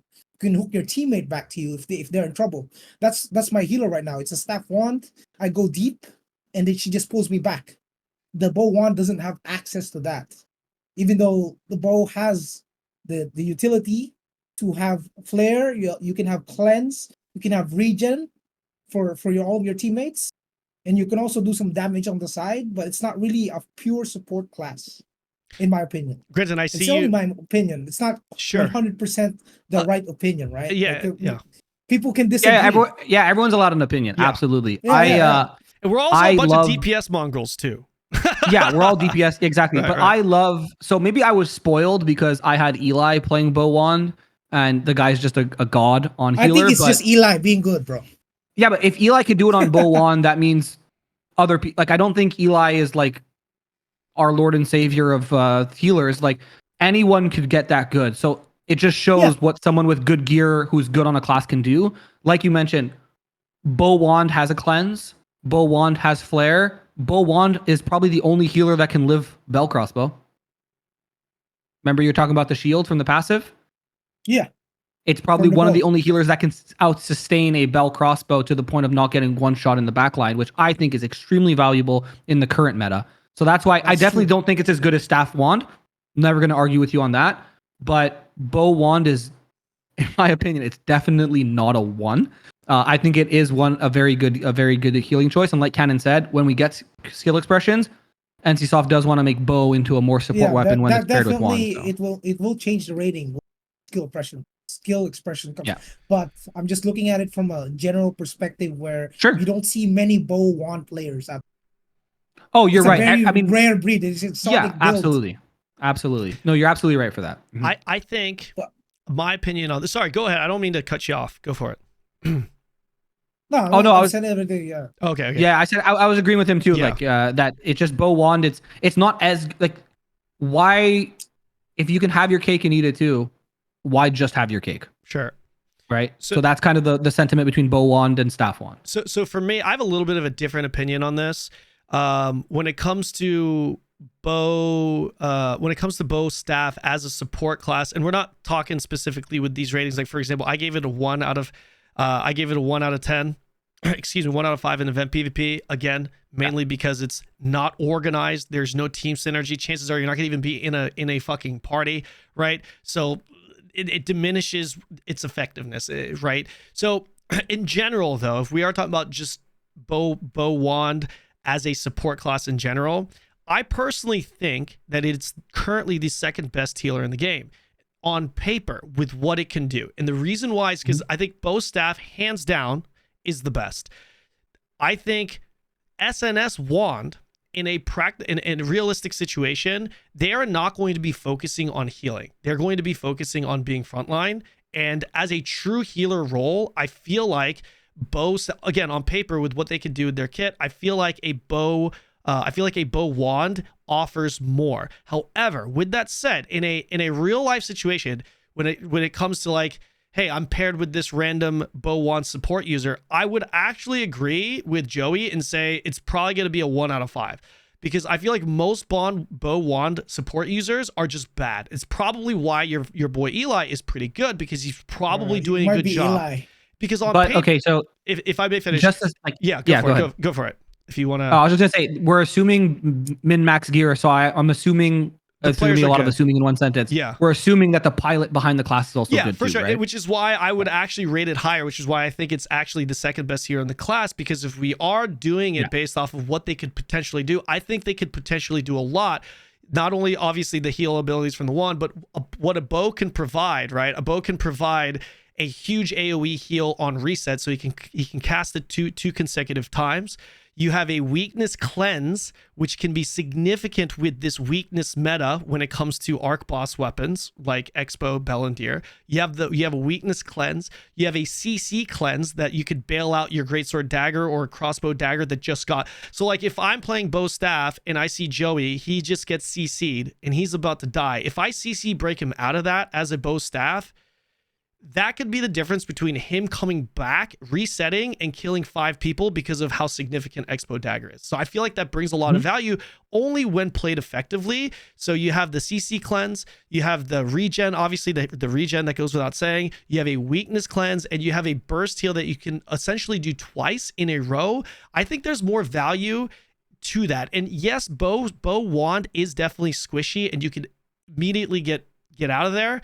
Or get eliminated. But again, in a larger scale PvP or in an organized PvP scenario, you're going to have teammates that are around you. You're going to be a part of the blob, which is why I have it at a 1 out of 5 in unorganized PvP, which is event PvP. Yeah. And finally, the last thing I'll say is the endurance that it provides its team. It provides an endurance buff.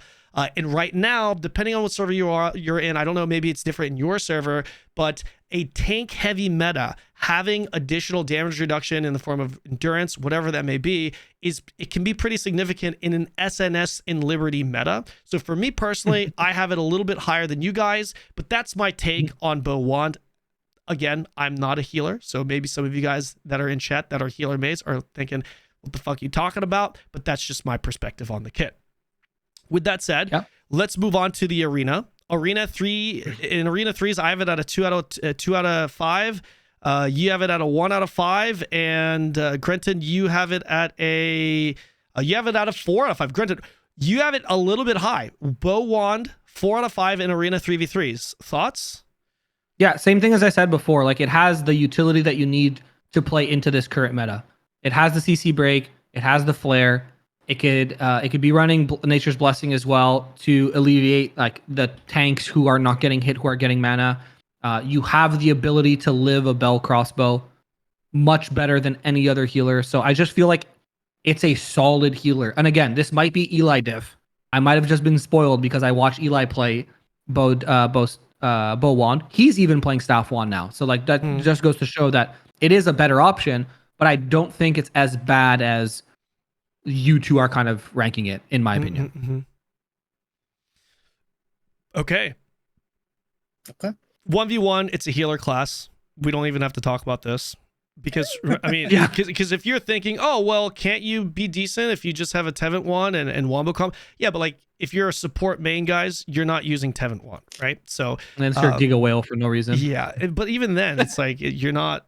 Again, if you're building for full support, it's like, why would you take Tevent? That you would actually be trolling yourself as a support by taking that. So we're not going to go over the 1v1 here. PvE dungeons, 1 out of 5, 1 out of 5, and a 4 out of 5. Grenton, tell us why you have it at a 4 out of 5 for PvE dungeons.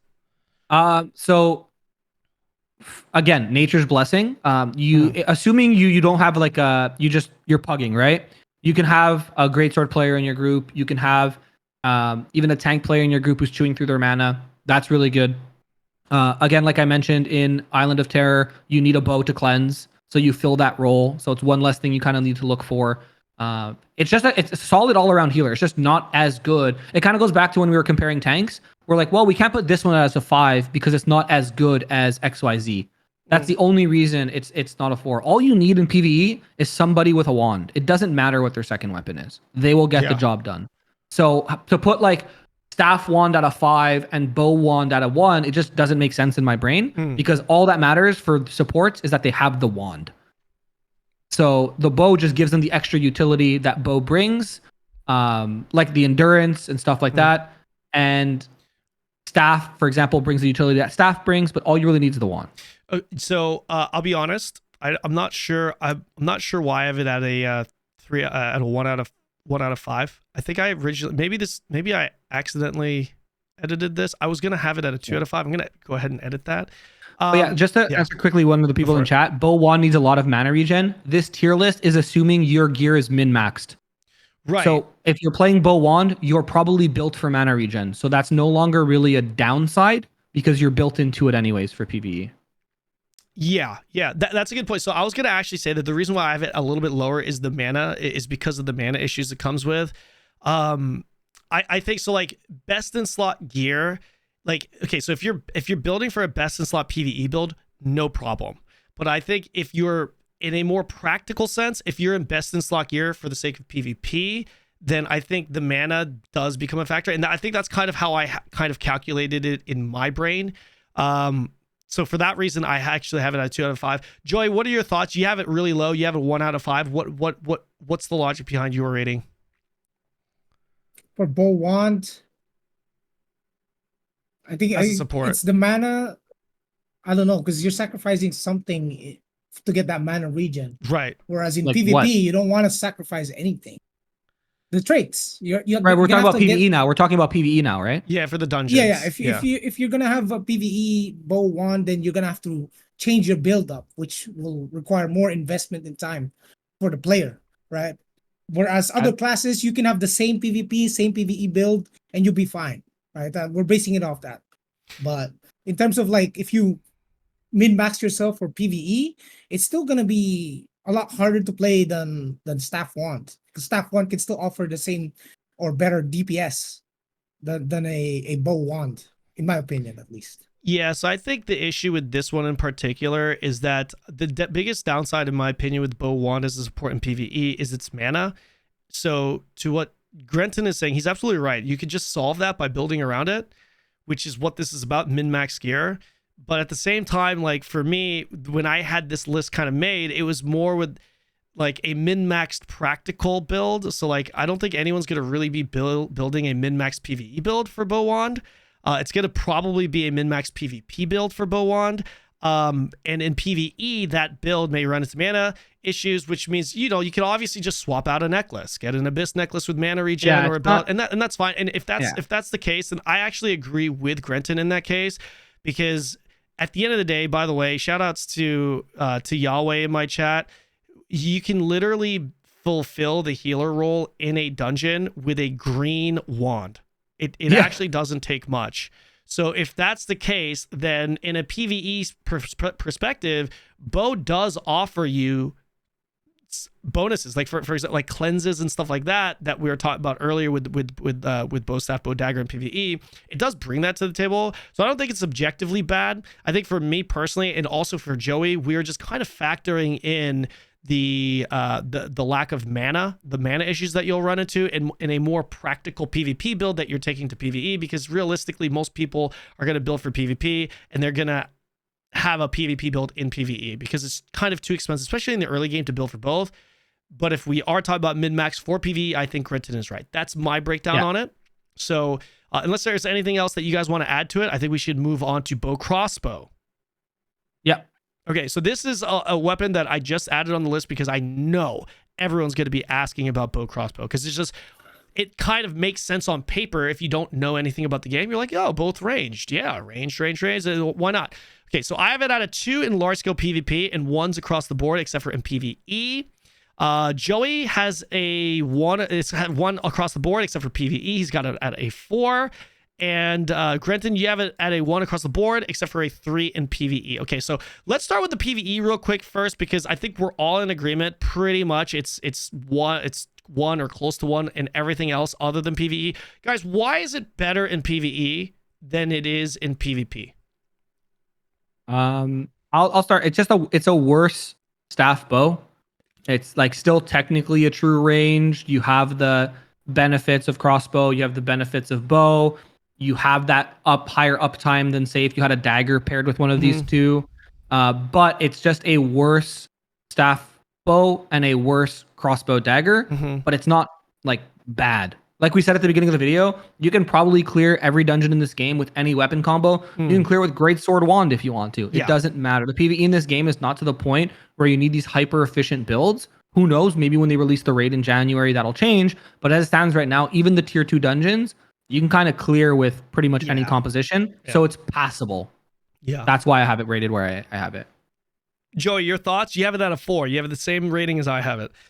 Yeah, bow crossbow would be my go-to leveling build Mm. because he has no downtime in terms of DPS. If you play within the X-bow's range, you will have no downtime, only uptime on your skills.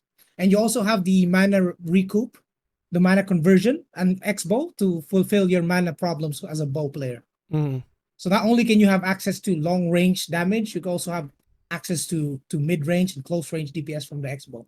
I So you have agree. that sustained DPS. Yeah. The X-bow literally fulfills the gap between the cooldowns of the bow, because the bow have cooldowns. Most of the bow cooldowns are between 10 to 15 seconds. So you will have to use your off weapon for this, which is the X-bow. And that will help you do sustained DPS in PvE. I'm That's not. why I give it a 4 because it's not bad. Yeah, I'm not gonna add anything to that. I have it at a 4 out of 5 because of the exact same reason. It's uptime. It's uptime. It's mid range and range uptime. It's uptime. That's what it is.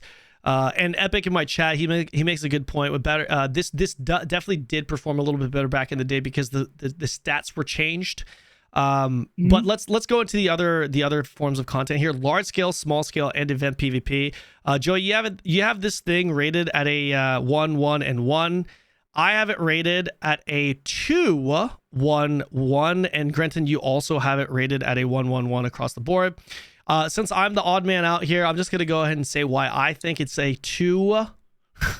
2 out of 5 instead of 1 out of 5 in large scale PvP. And again, large scale GVG, you're less likely to get jumped on because you're with your group, you're with your guild, and the amount of damage you could deal safely from your line, pewing. Again, this is best in slot build, right? This would mean that you have maybe a Queen Bellendir Expo, and even if you didn't, I just think that the amount of damage that you could deal from a backline, it would be hard for me to give this a 1, because a 1 to me is like you're kind of borderline worthless. And in large scale PvP where there's a lot of people, just being able to have the bow in itself, and then Expo, which is also more of like a mid-range and with a little bit of AoE as well, I think there's a little bit of value there. Certainly more value than a 1 would give. But I agree with the other takes, 1s across the board everywhere else, simply because of, and I've said this in my video, my take on bow crossbow is that dagger, first of all, dagger, just both weapons need crit. You're not getting the crit without the dagger. And crossbow, it's actually a short range class how it deals damage. In bow, it's a long range class. You want to be long range to deal more damage, and you're gonna get, if you get caught, you're fucked as a bow user. So just the playstyle in itself doesn't really synergize as well. And for those reasons, I just don't have it rated very high in any of these forms of combat. Grenton and Joey, why don't you guys tell me your guys' take on that? Do you agree? Do you disagree? Do you have anything you want to add to it? Grenton, why don't we start with you? Yeah, I mean, I agree for the most part. It definitely has more value in large scale than it does in small scale and event, and I use more value very loosely. I would give it like a 1.1 in large scale because it still just doesn't do anything well. It's like trying to be a bow staff, but also trying to be a crossbow dagger at the same time with like Bellendir. So it just, I'm thinking again, I really took the assume every class is min-maxed like to heart. For sure. Whereas if there's a min-maxed bow crossbow player in my guild, I feel like I failed as a guild leader because I funneled gear to the wrong player. Like it's he could have bad. bought it. He could have bought it himself. Really Right. He could have also bought it. He Yeah. could have just wailed. But if he wailed, I would have told him like, "Hey, bro, you already have Bellendir crossbow. Sure. Just get a Tevent dagger, and you're gonna dominate PvP. Sure. Like, don't buy the Tevent bow. Just get the Tevent dagger instead, and just change your build. You know, like Yeah. Joey, thoughts? My thoughts is that 1, it doesn't have any defensives. You don't have a dagger to save you. You don't have any evasion with this class either. And then the logic between a bow and a crossbow is a crossbow you have to come close to even use it. And that makes your bow useless. What is the point of having bow to get all that range if you're gonna have to come close to the target and risk yourself? And you're gonna put yourself within a hook range. So if you're doing large scale, some random tank's just gonna hook you. And what are you gonna do? No one's gonna save you. You're gonna die instantly. There's no defensive for this class. Hi, I'm the random tank. Whereas if you're playing bow dagger, you can go envy, right? You get hooked, I'll go envy, then go back. Or if you have bow staff, I'm so far range that tank can't reach me. Right. Like I can sit inside my backline and just freely deal damage and have AoE damage. But the bow crossbow, it's very rough because you're forcing yourself to you're forcing yourself to overextend just to make use of your crossbow. Yeah, Whereas the only reason a crossbow dagger can pull that off is because they have a dagger right, to disengage. right. And now you don't have this, so you're just dead. Yeah, it just doesn't really make sense. It doesn't synergize very well, guys. That really goes for all of these little sections here. For that extends to all of these categories, which is why we have it ones across the board. I don't think there's really anything to add to that. You could apply pretty much everything he just said across all these different content categories. I see you guys in chat asking for Crossbow Wand. And I'll be perfectly honest, I was considering putting it on, but there wasn't enough people that had it on. I probably should have. So we can add it. So we can talk about that after Crossbow Dagger, which is next, because Crossbow Wand is a very interesting one. Well, let's talk about this after Crossbow Dagger. We're going to talk about Crossbow Dagger after I take a piss, because I need to take a piss. So it's a quick little intermission here. Be right back. Okay, go. Yeah, I'll go to the bathroom too then. You guys ready? Yeah. Let's talk about Crossbow Dagger first. This fucking class. Joey, why don't you lead us off here? Tell us why you have a Crossbow Dagger rated at a 5, 5, and 5 in large scale, small scale, and in event PvP. Crossbow Dagger. Grenton, you have it rated at a 5, 5, 5, and I have it rated at a 5, 5, 5. You're a crossbow main. Why don't you lead us off? Okay, let's get started. So, Bellandir Expo. First, one of the most. All right, so we're moving on, guys. That is about it. All right. It's true. That's all you need to say. Bellandir Expo. Bellandir Expo. This class, especially in ZVZ, it's the Zerg Destroyer. Because the more you group up, the more people you have in a clump, right?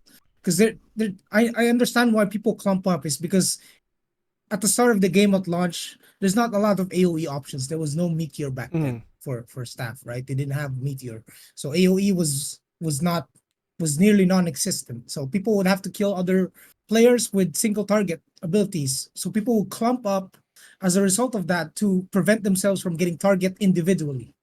So the further you go away from your Zerg, the easier it is to pick you off, right? Because assassins can just easily just jump you on the side.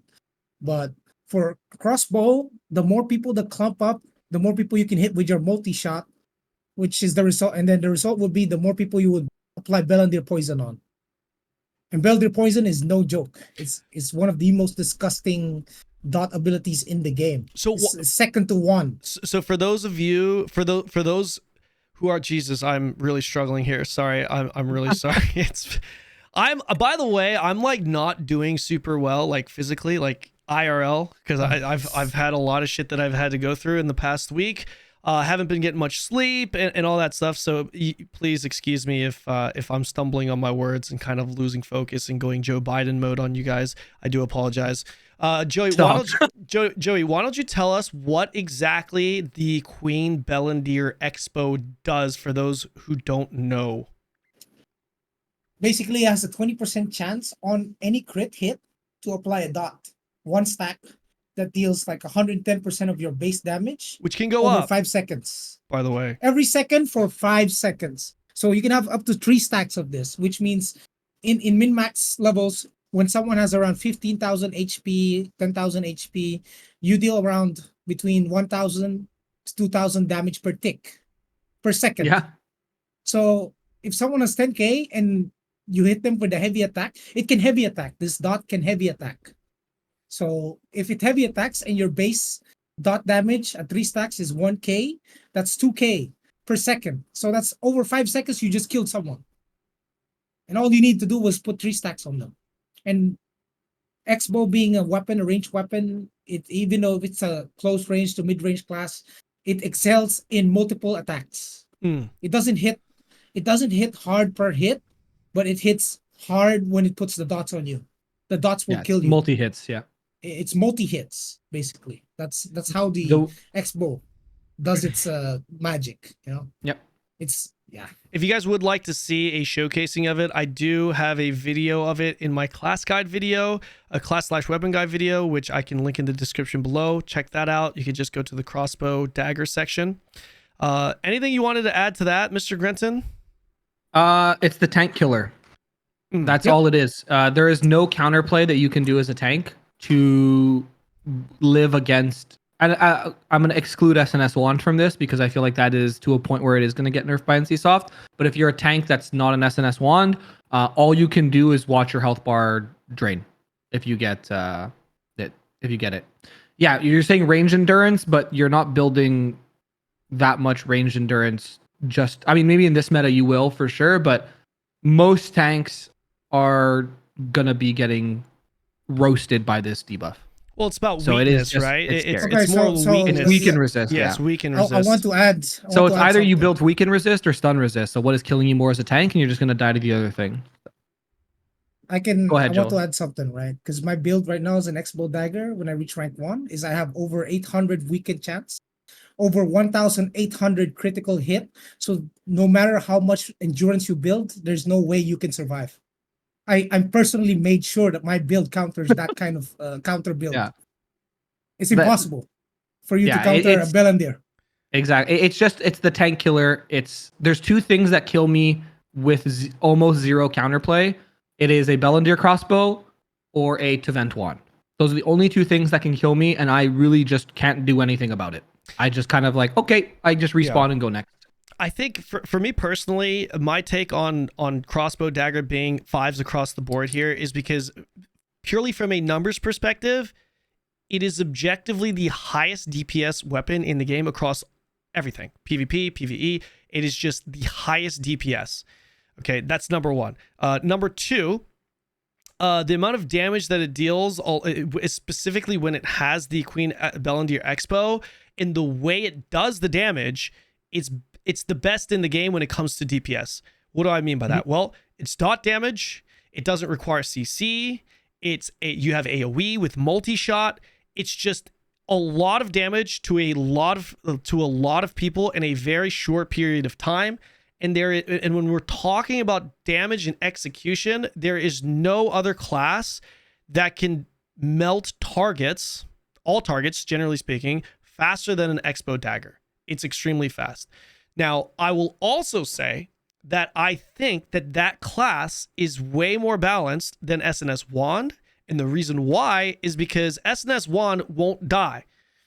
Crossbow Dagger, even though you have god tier damage, you are the squishiest class in the game. You will die. When you get in there, eventually you will die. So is the damage overtuned compared to other DPS? I personally think so, but at least there's counterplay to it. So you won't really hear me bitching and complaining about Crossbow Dagger as much. That could also be because I'm a Greatsword Dagger main and I'm literally the direct counter to it. Sure, I'm sure there's some bias there, but when it comes to damage itself, AoE damage, single target damage, the speed of the damage, everything just makes it top tier, assuming you have best in slot gear. Now, I will also say this. It is one of the hardest, arguably the hardest class to play effectively at the highest level, and it is extremely hard to play, and the effectiveness of the class gets diminished significantly unless you have those weapons. If you don't have any Arc Boss weapons, you're just a regular Joe Schmo that has high damage, but you're a glass cannon, you're going to get squished on. Yeah. Yeah, sorry, go for it. Well, I agree with that. Again, this is assuming min-max gear. If you take away Bell Crossbow from Crossbow Dagger, it is like tiers and tiers below where we're putting it. It just becomes a single target assassin that dies faster than Greatsword Dagger, but has range. That's all it becomes. Right. So that's actually a good thing, a good question I'm seeing in chat. What would you rate it without the Arc Boss weapons? So if we were to rate Crossbow Dagger without the Arc Boss weapons, personally, I would rate it very consistent with a Greatsword Dagger. Yep. That's where I would put it. 100%. Where would you put it, Joey? I would put it on 3 out of 5. Yeah. 3 out of 5. 3 out of 5? It's very mediocre without the Bellandir. Yeah. Small scale. As a class, on its own, without the Arch Boss, it's very mediocre. Yeah. Where would Can't really rely on that. Where would you put it, Joey, on small scale and event PvP though, without Arc Boss weapons? Would you give it a 3 out of 5? I would as well? put it much less than a Greatsword because it doesn't have the lockdown. Doesn't have the lockdown. Okay. The only reason why it's 5 out of 5 right now is because when a Crossbow Dagger with a Bellandir starts hitting you and it applies the dots, they can just go envy and watch you die. Literally from stealth. Yeah, They can exactly. smile from their envy and It's then crazy. just watch you die. They can laugh at the, they can laugh at you in Yeah, public chat. That's just I agree with that. Actually, I think yeah, I think I do agree with you there. I think I would knock it down. I think I would give it a 3 out of 5. The same with Greatsword Dagger, and maybe a little bit below Greatsword Dagger in small scale / event PvP. That's a good point. So let's go ahead and do this. Oh, actually, that's Crossbow Wand. Jesus, I'm so fried. Okay, what about Arena PvP? Arena PvP. If you look at the rankings, the two classes that are all the way up there, SNS Wand, Crossbow Dagger. I have it out of 5 out of 5 in Arena. You guys have it, Joey, you have it a 5 out of 5 in Arena. Grenton, you have it a 5 out of 5 in Arena as well. For me personally, it's essentially the same for the same reasons that we just talked about. It is hands down the best DPS class in the game when it comes to actual damage, which is significant if your role is pure damage. You're one of the very few classes that can literally melt through everything, and especially with a tank heavy meta, I think the value of Crossbow Dagger, it will just get the job done better than every other DPS class. Again, assuming you have maximum amount of, you have min-max gear. That is the reason why I have it out of 5 out of 5, and I think the rankings, the current rankings in the arena, also kind of back that up, considering there are a fuck ton of like almost, I would say like 90% of the DPS classes that are in the top rankings are all 90% or at least 90% are all are all Crossbow Daggers, or at least 80%, right? Grenton, Joey, thoughts on Arena PvP? Why do you have them at a 5? Do you agree, disagree? Anything you want to add to that? Copy paste what you just said. okay. My thoughts for PvP in Arena is it's the ultimate. Like you said, it's the best DPS. It's the ultimate DPS. It's the only tank killer weapon in the game right now with the Bell Expo, and it's also the only class that requires the highest actions per minute to play, because there's a lot of buttons you need to press. Yeah. So one of the reasons why Expo is rated the best PvE DPS is because it's the only class in the game that has such low cooldowns and abilities to reset those cooldowns non-stop in your rotation that allows you to output so much damage. Yeah, sadly, Crossbow Dagger is not dad friendly. Dad gamer. That's SNS. SNS is dad friendly. It doesn't require that much buttons to be pressed. You can chill, you can just pop your counter barrier, pick your target, pull them, do your stuff, and then you get a kill. Yeah. But for Crossbow Dagger, pretty much you have to press a lot of buttons to output all those damage in mere seconds. And for PvE, especially in prolonged fights, since you have low cooldowns, you just get non-stop DPS. If there was a meter, it'd be broken because of Crossbow. Broken meter because of Crossbow. So let's talk about the 1v1 here last while we're on the subject of PvE. I mean, I don't think there's too much to add to that short little description or a short little explanation that Joey just had. It's the highest DPS in the game, guys. Need we say more? I think we all have it at a 5 in PvE. Yeah. I just want to, because I know you have a lot of Lost Ark viewers, and there's probably going to be a lot of Lost Ark people who watch this. If you took all the good of Deadeye and Reaper and put it into one class, this is what it feels like. It's Crossbow Dagger. It feels so fluid and so fast and so squishy, which is what I liked about playing Reaper, obviously. That you just feel really good when you're pulling off like sick plays in PvP and PvE. And in my opinion, it's the best montage class. I love watching Crossbow Dagger videos. I just sit there and watch hours of them. They're so entertaining. Shout outs to Joey. If you guys do want to watch some high level gameplay with Crossbow Bellendier, definitely check out Joey here. He's got a lot of videos on his YouTube. Although he's kind of casual because he doesn't have a 7th dagger. So I mean, relax, bro. I'm not about to spend more than 15 grand on this game. Oh, and by the way, that's how strong Crossbow Queen Bellendier Crossbow is. He doesn't even have Tevent, the 7th dagger, and he's still at the top of the leaderboards with the kills. Let's talk about 1v1s. I have Crossbow Dagger at a 4. Joey, the Crossbow Dagger main, he thinks it is a 3-in-1s, and Mr. Grenton, the bald man here, he's got it at a 4. You got it at a 4. Joey, tell us why it's not a 4 and it's a 3-in-1s. Because Crossbow Dagger is very squishy. Like let's assume you win the DPS meter, right? But if you don't get the chance, because PvP 1v1s are all about the burst. right? So if let's say you're facing a Greatsword Dagger, you're just before you can even blink your eyes, he's already on you. You're already stunned. You're most likely dead. So you have to put in a lot of effort to prevent him from doing his combo rotation to survive. Because 1v1s as a crossbow is all about the other guy not being able to do what he needs to do to kill you. Sure. Whereas all you need to do is essentially survive and then start ticking him with your dots. You know, Grenton, but 1v1s are very rare too, man. Like when you play TL, you can expect very low amount of solo content. It's always group fights. Yeah. It is. I would say it's the most irrelevant form of PvP in the game, but I'm just adding it because I know a lot of you guys have a massive hard-on for being kings of 1v1. Grenton, why don't you tell us, why do you have it at 4 out of 5? Kind of the same thing. If they live your initial burst, then it's kind of like, hopefully you can live theirs. Bellandir obviously makes it, like we were talking about earlier, you can just kind of apply your poisons, go invis, and just like giggle to yourself as they rot away.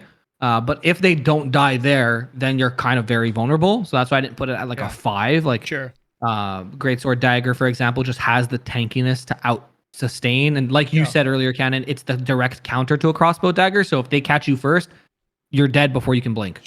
Yeah. I think personally, I have it out of 4 for the same reasons, guys. We're just echoing the same shit to add a little bit to it. Greatsword Dagger absolutely counters the Expo Dagger, and when it comes to 1v1s. But at the end of the day, the amount of damage that you could deal with stealth on demand as an Expo Dagger, it's usually enough damage to go in there, do your shit, and go immediately invis or whatever that may be. And I just feel like outside of obviously class matchups like Greatsword Dagger, where you are most likely going to lose, a lot of the other classes when matched up against in 1v1, I feel like you could just win. So that's why personally I just have it out of 4 out of 5. I agree with the explanation from both of these guys. I think it's just a matter of how we value the 3 versus the 4, but it's essentially in that not top tier but pretty decent type of range when it comes to Expo Dagger. With that said, let's move on to Crossbow Wand. So we added this to the list, and this is a very interesting one. The reason why we've added this to the list, despite some of you guys may think Crossbow Wand, that's kind of random. That sounds like an off-meta weapon combination. The reason why this is a discussion is simple. Queen Bellandir Expo, which at this point, if you've been watching this entire thing, then you should know that it's just insanely fucking broken. It's just insanely powerful. And the Tevent Wand is also what makes SNS Wand insanely powerful. Both of these weapons scale off of weakness, and it can be scary potentially. There's just not enough people that are playing it, but I really think it's a sleeper top tier build. It depending on obviously the scale, right? Joey, Grenton, why don't you guys tell us your thoughts on Crossbow Wand? Yeah, I think for PvE it does a lot of damage for sure, but again, it's even more glass cannon than the glass cannon builds and requires a little bit more, quite a bit more setup. So I feel like in PvP, I probably wouldn't be scared of this nearly as much as even a wand dagger or a crossbow dagger. Okay. I would definitely look at it and definitely kill them if I saw them because I don't want to, let them live. But I haven't obviously seen a ton of them. It's a very niche build. The ones I did see weren't really that impactful in PvP. So that's just kind of my sort of ranking for it, I guess. Yeah. Joey, thoughts? So I would rate this as a very unique build, right? I've seen one of these very unique in action. It's funny because if you play the Event Wand and Bellandir Expos, the Bellandir dots, you can use them to explode the wand's curse explosion. So that means you can add more damage to your explosion using the Bellandir Expos poison things. I thought they tested that and that doesn't work. It works. I see the poison doesn't work. That's what I haven't tested it myself. So if you're saying it works, but no, I remember a lot of people telling me it doesn't work. What it's was weird this? because it looks harmless, right? Like they put you Bellandir stacks and then they put you a dot stack from the vent and then they blow it up and you're gone. And then they can heal themselves. So they can support themselves. They don't have escape. Yeah. But they can be built as a tank, like almost tanky. The Tevent Wand, it should factor in Queen Bellandir's dot. It should. The curse explosion. Excuse me. Sorry, the curse Yeah, explosion. from what Curse I've explosion. It seen, should. Yes. from what Joei's I've gonna test seen, you it, but yeah. Yeah. you can. It does factor in, and you can spread these Bellinger dots with the wand. So now, if you put 3 stacks on a guy and then put him to sleep, and then put him another dot with the wand, and then spread this, all of those people will die. You don't even need to pop them because the Bellinger dot is improved by the sleep. You know, when you play a wand and you put someone to sleep, all your dots deal like Mhm. 100% more damage. That Yeah. also Yeah. applies to the Bellinger. Yeah. Because I've had the wand player in my team who put someone to sleep after I put 3 stacks on them, and my 3 stacks just doubled in damage. Mm. It went from 2k per tick to 4k per tick, and I just watched them get deleted. It's a crazy setup that I haven't seen very common, but It's a like sleeper. It's a it's a sleeper wild build. card. It's a sleeper build. Yeah. Yeah. So It it's for is. sure a sleeper build. That's my I might rating is actually sleeper. get one. I might get at the event one because of that. Crazy. So okay, I wanna try so large scale. It sounds like this build way more value in large scale, right? Yeah. Where would you rate it in large scale, Joey?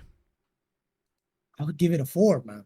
Give it a 4. Okay. Because you can sustain yourself, you can sustain your teammates as well. Yeah. With the heals, you're a wand. You can put defensives on yourself with the blessed Mhm. barrier.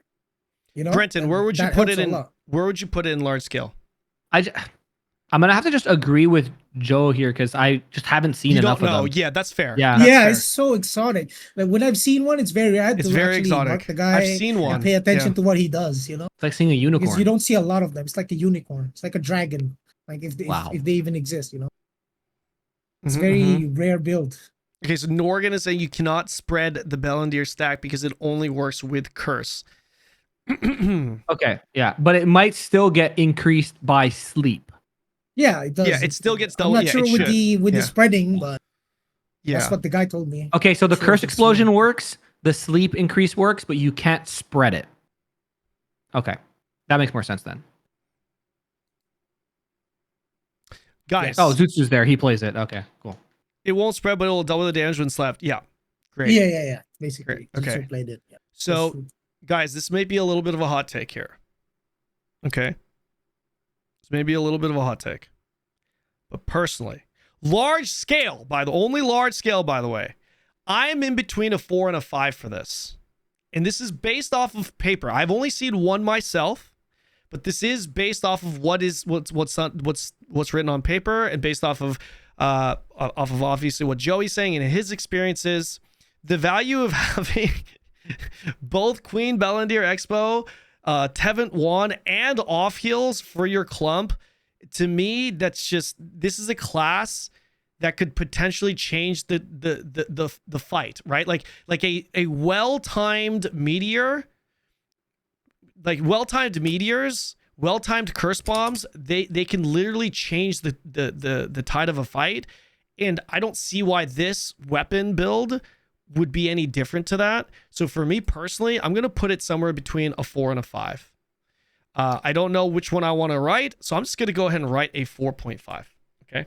Now, when it comes to small scale and event PvP, this is a bit of a different story. I would rate it definitely lower because of the reliance that you have on your teammate. I think Crossbow and Wand, you just don't have very much. I would actually probably give it a 2, maybe a 3 in event PvP.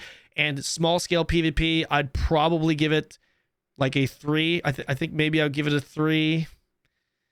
Yeah, maybe like a 3-ish, maybe like a 3 and then like a 2. Yeah. What would you put it, Grenton? Would you? I think small that makes scale sense. 3 and 2. I think that makes sense. Yeah. I Okay. agree. Okay, 3 and a 2. Just event PvP, like we've said in other classes, you don't have any teamwork. You very rarely will have people that you will be working together with. It's just chaos. Small scale PvP, you're more prone if you don't have a solo survival ability, but you will have a little bit more support. So that's where I put it. That's where I put it there. In arena PvP, I just, again, I really can't give this more than a 2 personally. Yeah. I'd like 2 at best. Because, like, again, 3v3, it's very focused. They're going to see you. They're going to shut you down. Shouldn't be too hard, especially with all the Greatsword Daggers in there.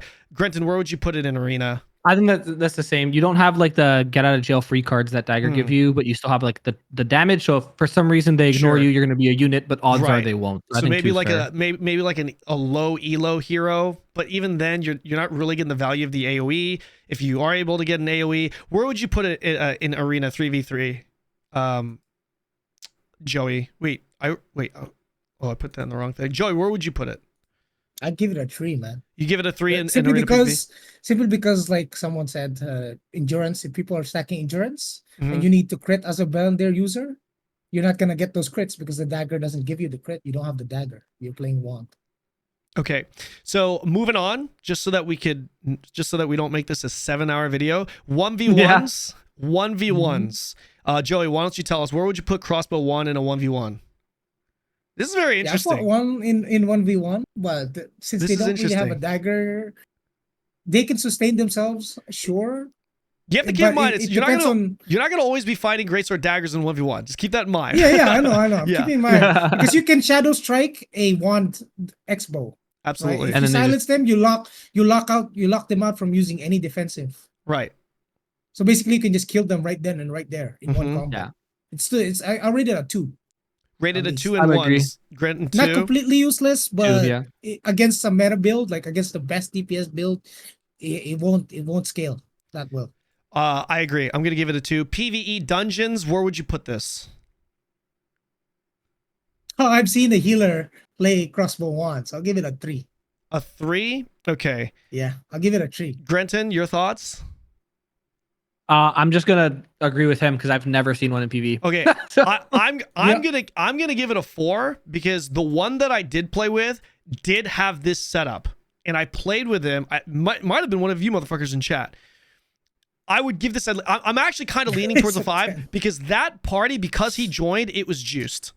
PvE Lord Expo Wand. Okay, yeah. So maybe it is a 5. 4 pushing 5. I'm 4 pushing 5. I don't, just because again, weakness damage. It's just like the constant dots, high uptime because they are dot damage, and crossbow. You have a little bit of, you obviously have range with crossbow. I don't know. For me, I'm making this assumption not only based off of what's written on paper, but because I literally played with a crossbow wand user once.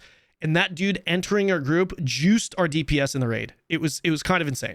So I don't know. That's like, so the fact that I saw this dude come in and just juice damage in PvE, I was kind of like, oh shit, what the fuck is this guy? And that's what actually made me kind of think of this build. I was like, wait a second. So I guess I'll leave it. I guess I'll leave it at a 4. I'm gonna give it a 4.5 just because I really think it's somewhere between there. But that's pretty much it. And anything else you guys want to add to this sleeper build, Crossbow Wand? No, I think that's good. I've never played it. That's why I can't. Yeah, really comment this is too theory. much. Yeah, this is for this is new shit. Even in the KR We're in servers, the kitchen. the KR vets, were even us. We're like kind of, most people are kind of like, what's going on here, right?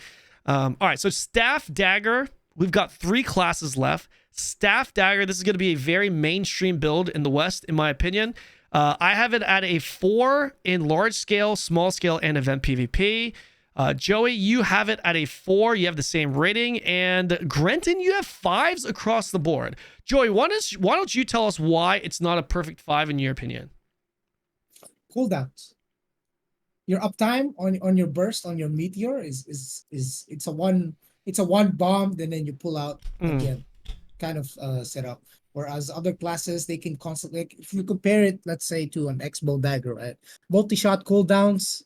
If you hit multiple people, you can reset that cooldown back to like 5 seconds, and you can constantly apply dots, which gives higher rating than a staff dagger, which does its damage from meteors and the Bellendir's procs from fireballs. So I would say the staff dagger has better bombs, for sure. But the X-bow dagger has more sustained dot damage for AoE in terms of large scale. That's why I put it on 4. But it's not bad. It's pretty good, especially if you're free casting those fireballs and you proc the Bellendir staff. It's gonna kill a lot of people. Like, Yeah. I have a clip I can send you and show you why it's so broken. Just give me a sec. Okay, so while he pulls that up, TLDR, what you're saying is that it's very good, but it's not as good as another weapon or two. Therefore, it's a 4, not a 5. Is that fair to say? Yep.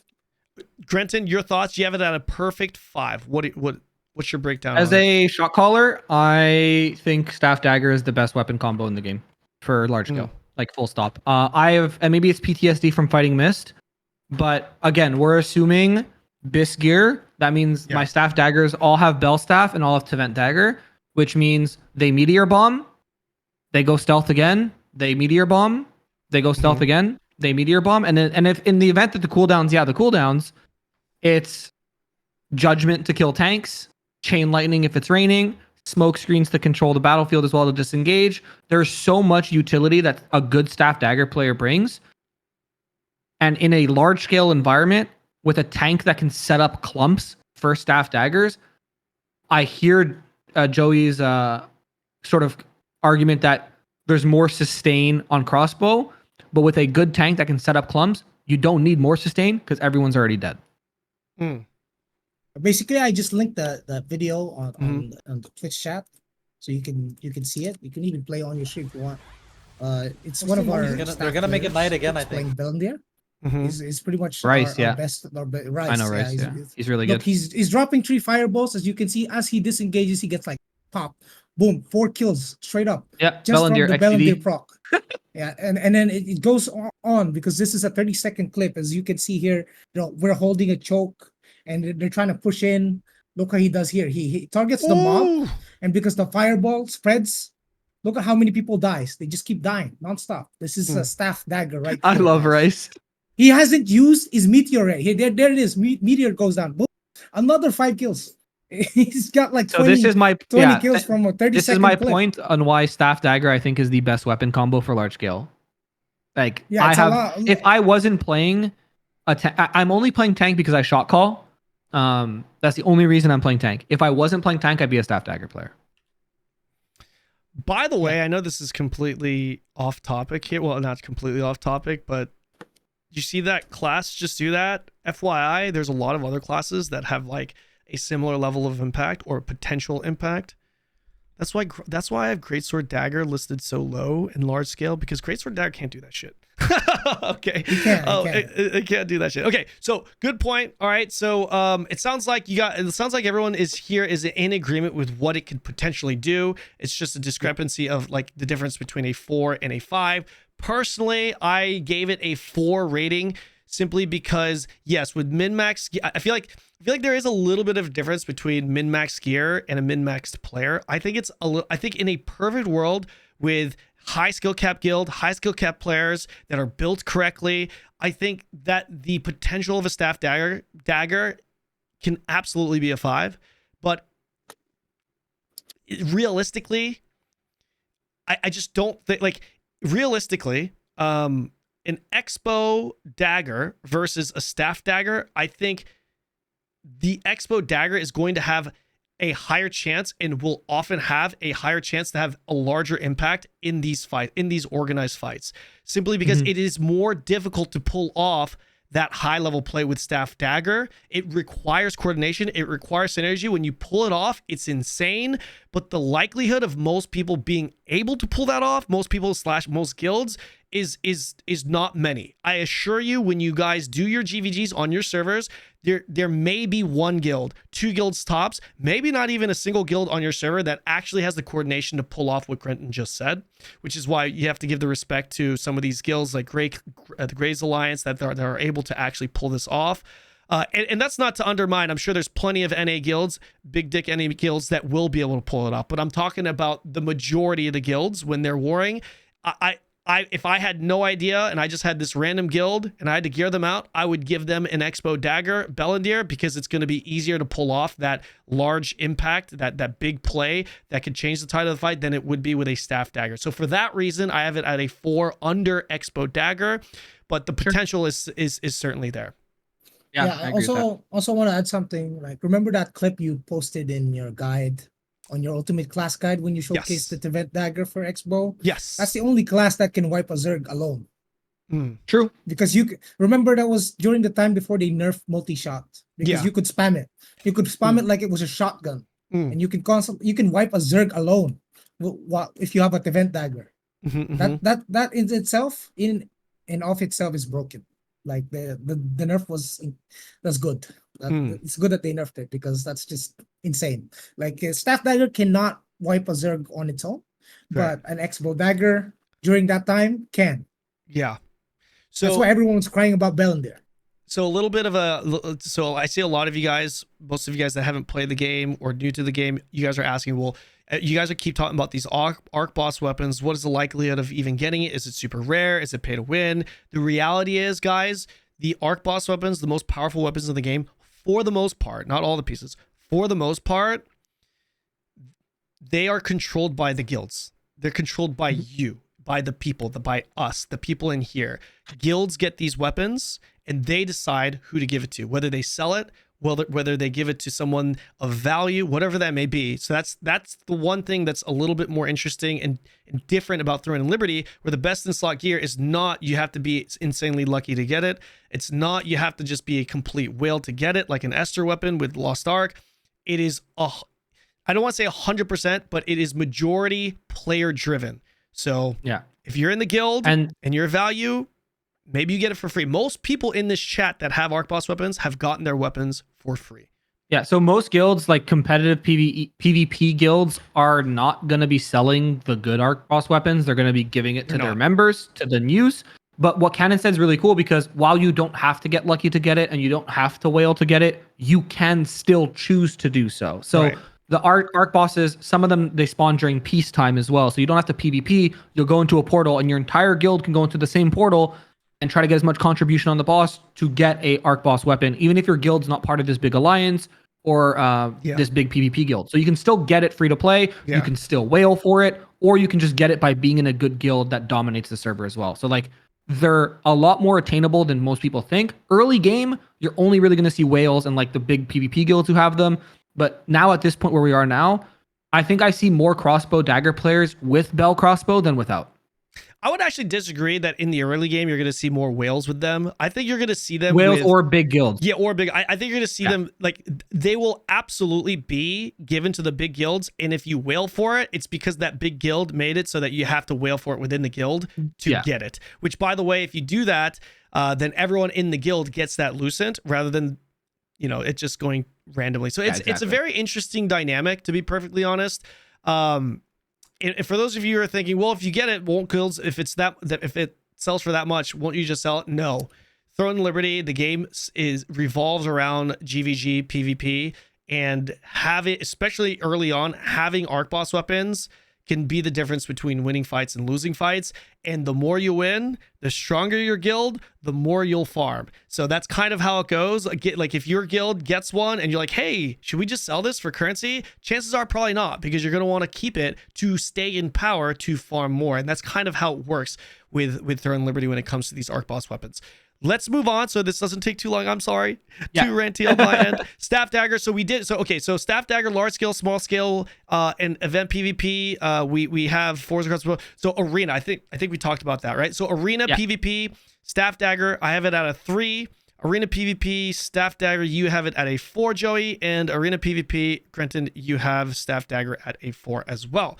Grenton, why don't you tell us why you have it at a 4 out of 5 for arenas? It does so much damage. Single target. It's I don't know if Tochi can link the clip, but it does so much damage. I watched someone come from spawn and get 2-tapped by a judgment that proc twice. It's terrifying. It has the escapes that you can get with dagger and stuff like that. So I definitely think and it counters the SNS meta too. It is a tank killer. Yeah. And I think the person he did kill was a tank player in the clip. I'll try to find it for you, but I was genuinely just shocked. It does so much damage. It's slippery. There's good defensives. Early game too, if we take away Bell Staff, in Arena, Talus Staff is really good because it pretty much ensures that when you get stunned, you don't actually get stunned that first time. So Joey, I think Staff Dagger is a very good PvP Arena build. I think I put it on 3. Can you look at it? You had it at a 4. I think Staff Dagger. 4. Yeah, you have it at a 4. I think the reason why I don't have it on 5 is because it's RNG. Heavy attack, spraying for heavy attacks for RNGesus to give you that lucky double tap judgment lightning. It's sometimes, if you're an unlucky person, you don't get it. You get fucked. There's the clip, Kanon. That's basically it. Okay. That's basically it. But if you do get your 1-taps, it's gonna If you can stack enough heavy attack Right. to proc it a lot more, Yeah. then it goes to a 5. So I'm not going to pull up that clip just because I can't actually play it unless I turn my VPN on, which is going to take forever. Yeah, that's Korea. Yeah, because Oh, I'm in yeah, Korea, yeah. I don't get clips. Personally, I have it at a 3. Just to explain myself here, why I have it as a 3. Judgment, in my opinion, in the arena is the best part about the build. You obviously lose value with Meteor because of the long cast, and just in general, outside of staff, it has huge value. Obviously, because of stealth, every class that has stealth has huge value maintaining points. But it also has huge value because it's magic against a SNS meta. But the reason why I have it rated a little bit lower than these guys, even though I agree with everything that they said, is because, first of all, Judgment is RNG. You only get the reset on a heavy hit, number 1. And number 2, everything else in the kit when it comes to actual damage, like Fireball has a cast time. And the damage just comes out, for me, in my opinion, in an arena where again, you have to assume that people are a little bit better, a little bit more skilled. In my opinion, it's just a little bit too slow for me to rate it at the same level as I have rated Greatsword Dagger, which I rated as a 4. I think Greatsword Dagger is just hands down better in the arena than a staff dagger. I think there's too much counterplay at the higher levels when it comes to staff dagger because it's simply too slow. Is it great if you one-shot someone with Judgment? Yes, but outside of that, how much pressure are you really putting? How fast are you putting that pressure in? It's good. It's a solid counter to SNS, but I just don't think it measures up, certainly to a Crossbow Dagger, nor does it match up to a Greatsword Dagger. But I believe. But I agree with everything, the breakdown that Grenton and both Joey gave when it comes to it. 1v1 PvP, 3v. I have it at a 3. You guys have it at a 3. You guys all have it at a 3. Joey, why don't you tell us why it's a 3 in 1v1s? I put it on as 3 because of the evasion stat, right? Because staff dagger as a class cannot get that much hit. And therefore, compared to a bow or a greatsword, you have a lot less hit than those two classes. Whereas this class, the staff dagger, if you stack enough evasion, you can make them feel useless. Despite being how strong. If they do land their heavy attack Judgment Lightning, they can instantly delete you. Yes, but that's like a RNG, you know? We're talking about RNG here. Like when I rate classes, I rate them based on consistency in their output. Yeah. So if you're a staff and you're facing a tank, sure, you can absolutely have a chance to demolish them with your heavy attacks because tanks don't have the kit to fight against staff. They don't have magic endurance. They don't have magic evasion. They're built for melee and ranged, usually. That's why this class is rated 4 for me and for 3 in 1v1s because of the kit. Basically, you just lack enough hit. Most classes, especially if they're DPS class, they're gonna have evasion, a lot of evasion. Anything you want to add to that, Mr. Grenton? No, that was really well put. I mean, there's very few people who build magic evasion, so it's usually still pretty good. But in the event that you fight someone who has a decent amount of evasion or endurance, you kind of feel useless if you can't like outgear their evasion. Right. Moving in on 1v1s. In 1v1s, yes, we are talking about 1v1s. In PvE, I have it at a 3. Joey, you have it as a 3, and Grenton, you have it as a 4. You have it a little bit higher. Yeah. Can you tell us why in dungeons and PvE you have it at a 4 out of 5? Yeah, it's kind of it goes back to the same of what I did with Bow Dagger. It's a worse staff bow, but it's still very strong. I still think it's stronger than Greatsword Dagger. I don't think it's stronger than Crossbow Dagger, but I do think it's on par with Bow Dagger in terms of the PvE DPS capability. Your range, so your uptime is going to be near 100% on most boss fights. And you have the utility also that staff brings. For example, in Valley of Slaughter, where you need to freeze the boss, you need to have a staff in your party for that dungeon. So it has inherent value as a weapon to just be in the group. It's kind of like you always need a tank. So tanks really can't be below like 3 or 4 for PvE because you need one. That's why I put staff dagger as high as I did. Do you agree, disagree? Anything you want to add to that, Mr. Joey? You have it at a 3 out of 5. You have it rated 3 out of 5 as I do. What are your thoughts? I absolutely agree with pretty much everything. Yeah, I agree with what Grenton is saying as well. If I were to add something to it, the reason why I believe it's a 3 rather than a 4 is because when compared to bow dagger, I believe that the effective DPS is actually a little bit lower. I think bow does actually do a little bit more damage than staff. When it comes to overall DPS, and I think it's kind of a wash when it comes to utility. If anything, I think bow gets it because I think the cleanse is actually a little bit more useful in more fights in dungeons than the staff freeze. But I mean, it's really not saying much. We're all pretty much right there, right? We're really nitpicking. I want to add small something. details. Also, Yeah, go for it. Staff dagger doesn't have a lot of like the cooldowns. There's also that downtime. Once you've used all your staff abilities and you're on cooldown, you have to switch to your dagger. Right. To deal damage. This is why I put bow staff, remember, as 5, because you have 0 downtime. Yeah. You have the filler. Whereas the staff dagger, you have to switch to your dagger, go melee range, and deal some damage once you use all your staff abilities. Right. Right. Moving on. Second to last one. We are going staff wand. Now, I know staff wand DPS is also a thing. Yeah. But we're just going to talk about support here, guys. Okay. I'm sorry. I'm not going to add in another weapon or another trait here. So we are just talking staff wand in a support role. I have it a 5 out of 5 in large scale, a 5 out of 5 in PvP, 4 out of 5 in event PvP. Mr. Joey has it 5s across the board. And Grenton, you have it 5s across the board for the first 3 categories as well: large scale PvP, small scale PvP, and event PvP. Are we all in agreement that in the current state that this is the best healer weapon combination when it comes to support? Yeah, I agree with that. Hands down. Okay, can you tell us a little bit why, Joey? It's because you have the staff, which provides mana and mana sustain, and the pull, where you can grab whoever your teammate is. If they go deep or if they're getting caught, you can pull them back to you and heal them, get them out of that sticky situation straight up. And then you also have the wand that allows you to sustain your targets, because the combination of staff wand, where the staff fixes your mana problems, that literally makes this healing build.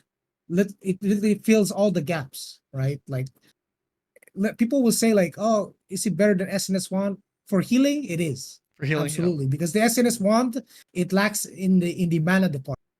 So over a long course of fights, the SNS wand tends to run out of mana if they get ignored.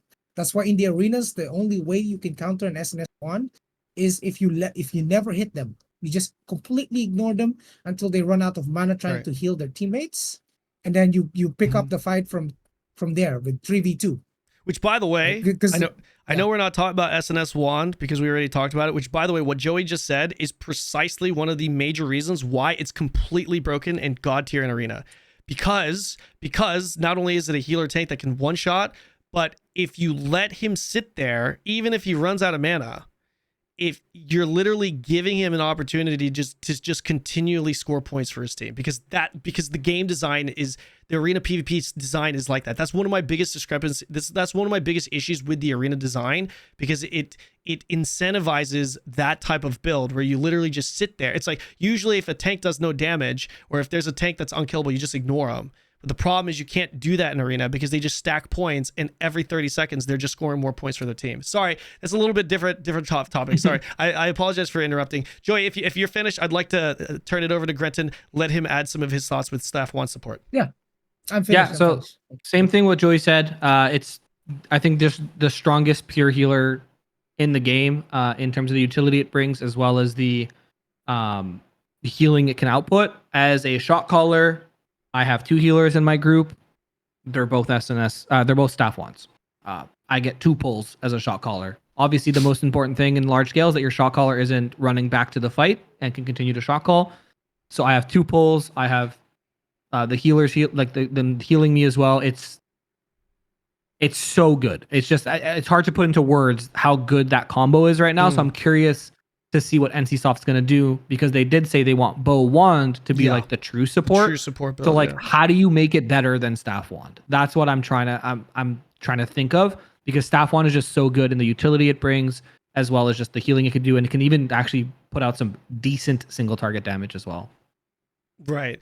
Staff wand. Yeah, I agree with these guys. If I were to give there's not much I can add to what these guys just said. So I guess the only thing that I can add is more of a technical analysis when it comes to staff wand. Wand is obviously the healer, the heal weapon in the game. One of the reasons why it synergizes so well together is that both these items can scale off of mana. So wand's total effective heal power can be, there's a passive with wand where you're essentially doing more, your heal power essentially goes up with more mana. Staff also synergizes with max mana. Not only that, staff also provides you with more heavy hit, which then you get with wand. Now you have a higher chance to double your heals. So just even from a stat perspective, skill perspective, mana, max mana regen, all of these things, they just synergize very, very well. And that's on top of the shit that Joey was talking about, like the utility to be able to pull a teammate away and bring them to you and all that stuff. So really just hands down the best healer build in the game right now. But like Grenton said, it'll be very interesting to see what happens with the skill expressions. Cooldown speed as well. Yeah, cooldown speed as well. There's just so much. There's just like exactly. It's crazy because we're probably actually missing a couple of things. Yeah, there's just so much. You know what I mean? There's also like the blink though. The staff blink. You can blink back twice. Yeah. The disengage movement. as a healer, to have the disengage can really put you in good position. You know, if you're getting pushed, you can pull back with this blink. Yeah. And then you can pull back your own teammates. That's just crazy. You could also do what Joey's pocket healer Elo does. I'm about to kill Joey, and then even though Elo's on my team, she pulls his ass away from me, so I can't actually burst him. Elo. Yeah. That's funny. Okay. Very true. We're moving on. When it comes to event PvP, I simply have it a little bit lower. That's the only difference between these guys, simply because I feel like support classes in general just don't perform up to their maximum potential, simply because it's not organized PvP. Everything's kind of fucking scattered, right? And you're not even in a fucking party most of the time. You can't even pre-make a party and go in. It's completely RNG. So chances are you're going to be solo. Most of the time you're solo. So I just feel like that diminishes the value of any support in general. That's why I have it as a 4. In arena PvP, I have it as a 3. Joey, you have it as a 5. And Grenton, you have it as a 5 as well. So I'm the odd man out on this one. So let me kind of explain myself. The pros, we're not going to go over it because all the pros that we just mentioned apply to arena as well.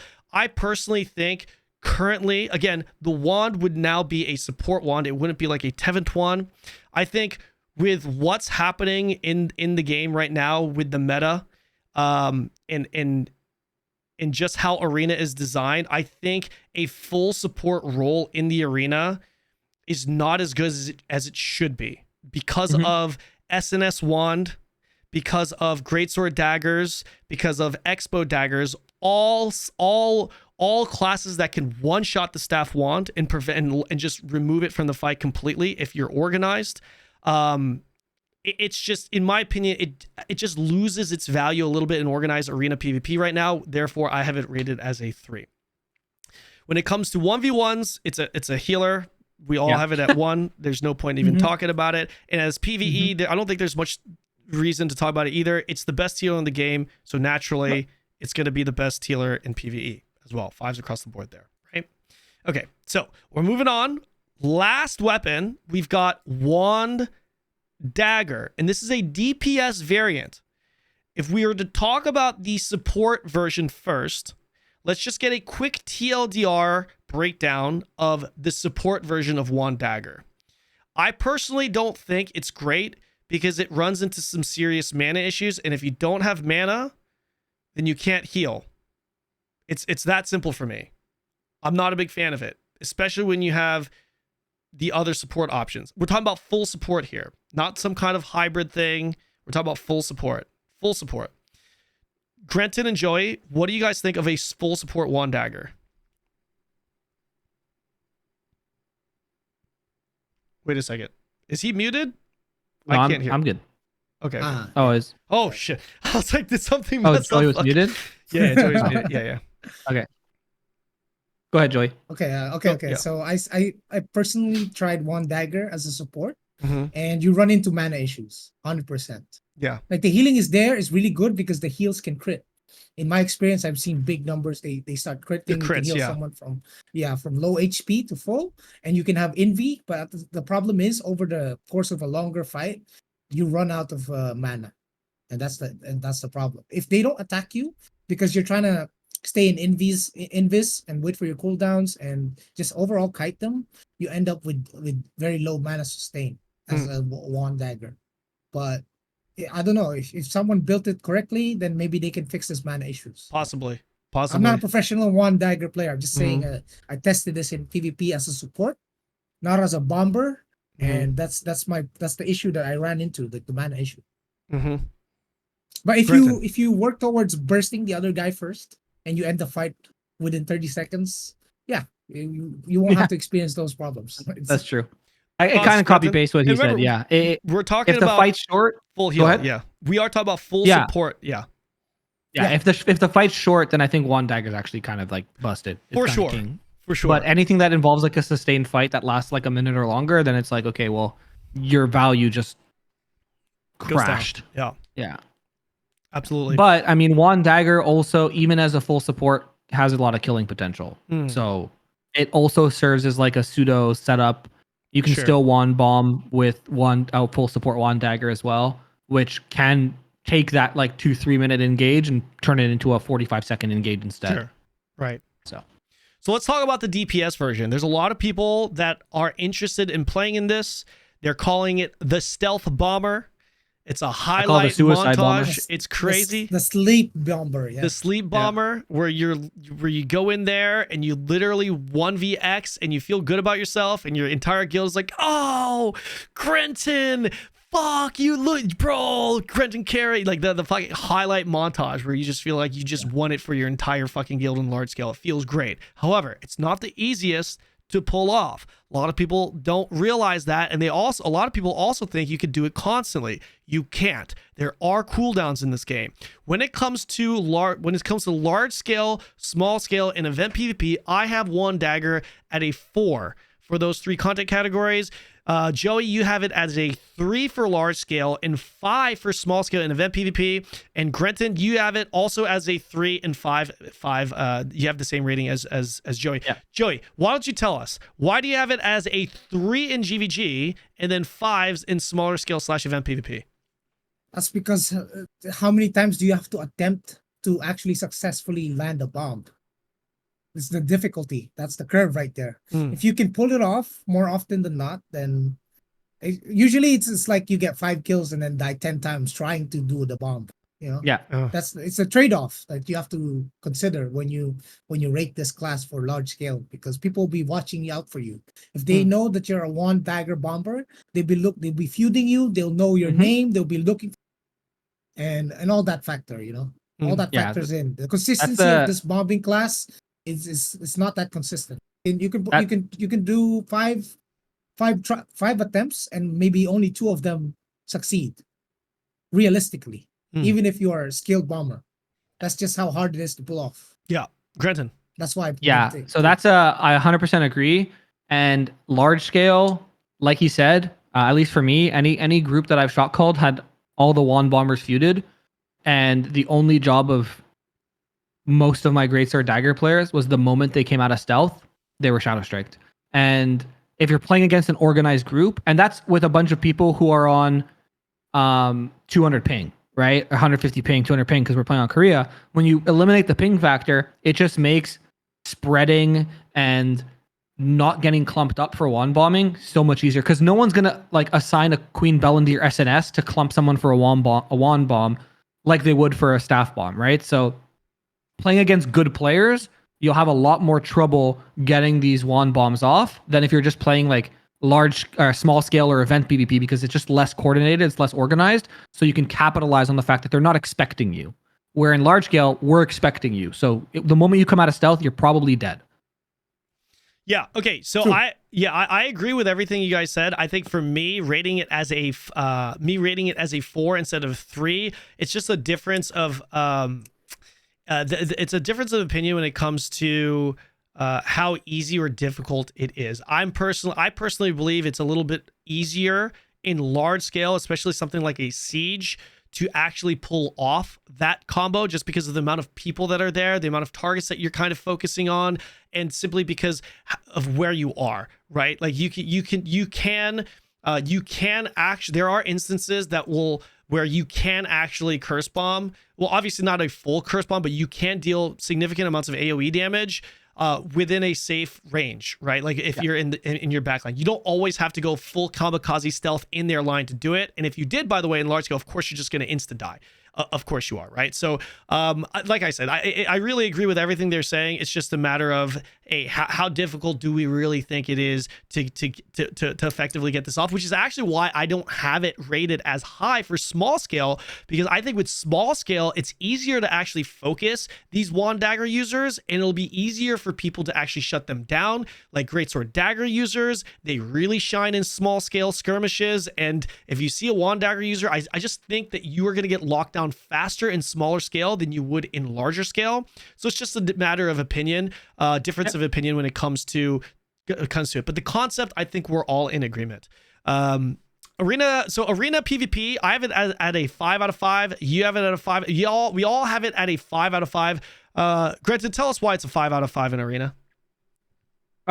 Well, just like we said, right? So Event Wand is extremely powerful right now, and there's tier 2 armor sets that give you a ton of evasion on top of the dagger passives, and you can even mix it with, damage over time sets to increase your dots. It's just absolutely terrifying in 3v3, because even if you try to go focus it, it has invis, it has the evasion. If you're trying to go focus it, odds are you're chasing pretty far onto the other side of the map or away from where your team is. So then their SNS Wand player or Crossbow Dagger player, because there's usually one of those in every match, is just melting the rest of your team. So it's just damned if you do, damned if you don't fighting against Wand Dagger players. So that's why I think it's one of the best classes in Arena. I agree. Joey, anything you want to add to that? I agree. That's just Wand Dagger is one of the most terrifying classes in the game, especially in small scale. Yeah. They're the only class that can, if you have the Event Wand, they can just put you to sleep and then type some stuff like ask you, are you tired, bro? And then watch yourself Go to sleep. as you die to sleep, bump. Go to sleep. Yeah, so night. Are you tired, bro? Go to sleep, bro. And then you watch your HP bar falling and then he pops. That's and they have envy. So if you try to focus the Wand Dagger, they can go envy. They can go envy, yeah. As soon as the aggro is off them, they can support the team. Mr. Joey, why don't you take us to 1v1 PvPs? You have it. We have it 5s across the board as well. Why is it a 5 across the board? For the same reason. You just put him to sleep, curse bomb him. Not much you can do. It's the bully class. That's what I call it. Yeah. Go night. What, like, especially if the guy knows what he's doing. He shadow strikes you to silence you if you're a caster, put you to sleep. And I know as a bow player, I have a cleanse to remove the sleep. But if he shadow strikes me, that puts me to silence. I can't use the cleanse. So he can still put you to sleep, no matter what. The only thing that you can use to counter this guy is evasion or weaken resist. But if he stacks enough of those, I don't think you can get enough hit. So evasion is the one factor that can change the fight. But the weaken resist on weaken chance, it depends. It depends on who you're facing, But it's literally the bully class. You can pretty much almost never lose in any 1v1s with this class. They'll just laugh at you. They just put you to sleep, put dots on you, put all the curses, and then pop you. That's it. There's just nothing you can do unless you use a potion. You can use the potion, but I will just add too, if you're a Giga God gamer, you can actually Q block the application of the curse. So not the actual curse taking, like if you have the curse debuff on you, it's already too late. But if I go to cast the sleep debuff, if I go to cast sleep on you and you're in a block, it won't actually apply the debuff. That'll put you to sleep in 3 seconds. So again, very hard to do if you're not it's almost in Korea playing on Korea, but there's no telegraph to it, though. So they're just running at you and they press it. Exactly. If you're lucky, you can try to predict and do a dodge, and then if they use it at the same time as you're dodging, you can block it. You gotta be a Giga God gamer. You gotta be super Giga Chad. The sleep, there's no projectile that goes, and it's insta cast. So It's You block insta-cast. it, So you just see the yes, sleep. but come on, it's like, come on, you know what I mean? It's like it's actually easier. Just get good, Kanon. It's actually easier to block a Shadow Strike than a sleep. I would say personally. Anyways, guys, we are on our last rating. Wand Dagger PvE dungeons. I have it as a 3. We all have it as a 3. Joey, why don't you tell us why it's a 3 out of 5 in PvE? Mana. That's pretty much it. Mana. How do you sustain your mana as the want? Also, the downtime of your curse bomb. Yeah. Like when you do High curse burst, explosion, low DPS. high burst, low sustained damage over time. Right. When you Yeah. pop the sleep bomb, the next thing you do is you play with your dagger and you put your dots on, and that's about it. You just keep rotating the explosions. That's So, why, and I will. Yeah. Go ahead. Yeah. Okay, Sorry, go. I didn't mean to cut you off. That's why X-Bow Wand would be better, because the X-Bow fulfills the gap between a Wand's downtime. So you can heal people, you can do dot damage, you can the dots, and you can go crossbow as a filler to deal more damage. Yeah. No, Gretchen, I did think, you wanna and add? that's why.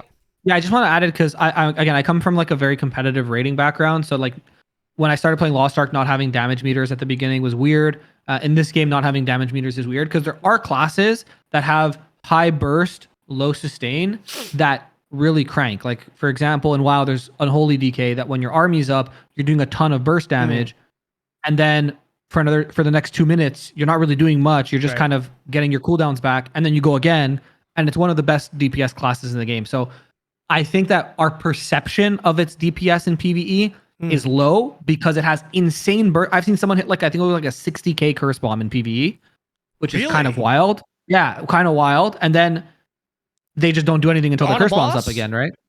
Well, on a dummy. So on a boss, it could technically be maybe even more because you have party buffs and stuff. How does that work? Like, you can't get the double damage from sleeping the boss, though, right? Like, how does that work? work? I'd have to find the clip. I actually saw the clip of it. So I'm not just like talking out of my, but with sleep, yeah. So like you wouldn't be able to do that technically on a boss because you can't put the boss to sleep. Right. But it would be 30k, right? Because it's double damage. But even 30k curse bomb on a boss is huge, right? So until we get damage meters, we won't know how good or bad it is. But I think for now, just purely because of the mana issues, if you want to do wand DPS, just do crossbow wand for PvE. I think it's just better. Well, if there's anything I'm going to add to this, I will add this. This is not relevant to performance. But anytime, if you are playing Wand Dagger full DPS, I assure you, the moment you join a dungeon party and they see you have a wand, they are going to assume you are a healer. Yeah. Just so you know, you're not expected to DPS if you have a wand equipped. So you're going to have to figure that out. Anyways, guys, is there anything else that you guys want to add to this? Because we have just gone through the entire list and it took us 3 hours. No, I think we covered a lot, and I'm curious to see how it's all going to change when we get the skill expressions. Yeah, I am too. And we'll end this video by reminding you guys once more, skill expressions are due to come very, very soon. And when they do come, we will have an updated spreadsheet, and maybe, hopefully, if you guys want to see it, we can get back together and do this again, post skill expression update. So it'll be fun. Yeah, I think. Oh, and for those of you who are wondering what is the point in doing this, open beta is around the corner. Open beta will not have the skill expressions, and there is a chance that the launch of the game in the West will not have skill expression updates. So just having this type of information could be helpful, but more importantly, it'll help you to understand just kind of how these weapons work, because we did kind of go a little bit more into detail. But aside from that, I mean, it's obviously just easy views and easy subs for me. So, you know, I'm just going to do that. I'm going to do content that farm Kanon. You know what I'm saying? So anyways, I hope you guys enjoyed the video. I really do. If you're watching on Twitch, thank you for hanging out with us this entire time. It's been really long. If you're watching on YouTube, I appreciate you guys for clicking on the video and making it this far. Be sure to like and subscribe if you found the content entertaining or helpful. Let us know in the comment section below what you guys thought, and be sure to check out these two guys here. They're gonna be making content, whether that's on Twitch or on YouTube, on their respective channels. All their links can be found in the description below. And I'll see you guys in the next video. Peace.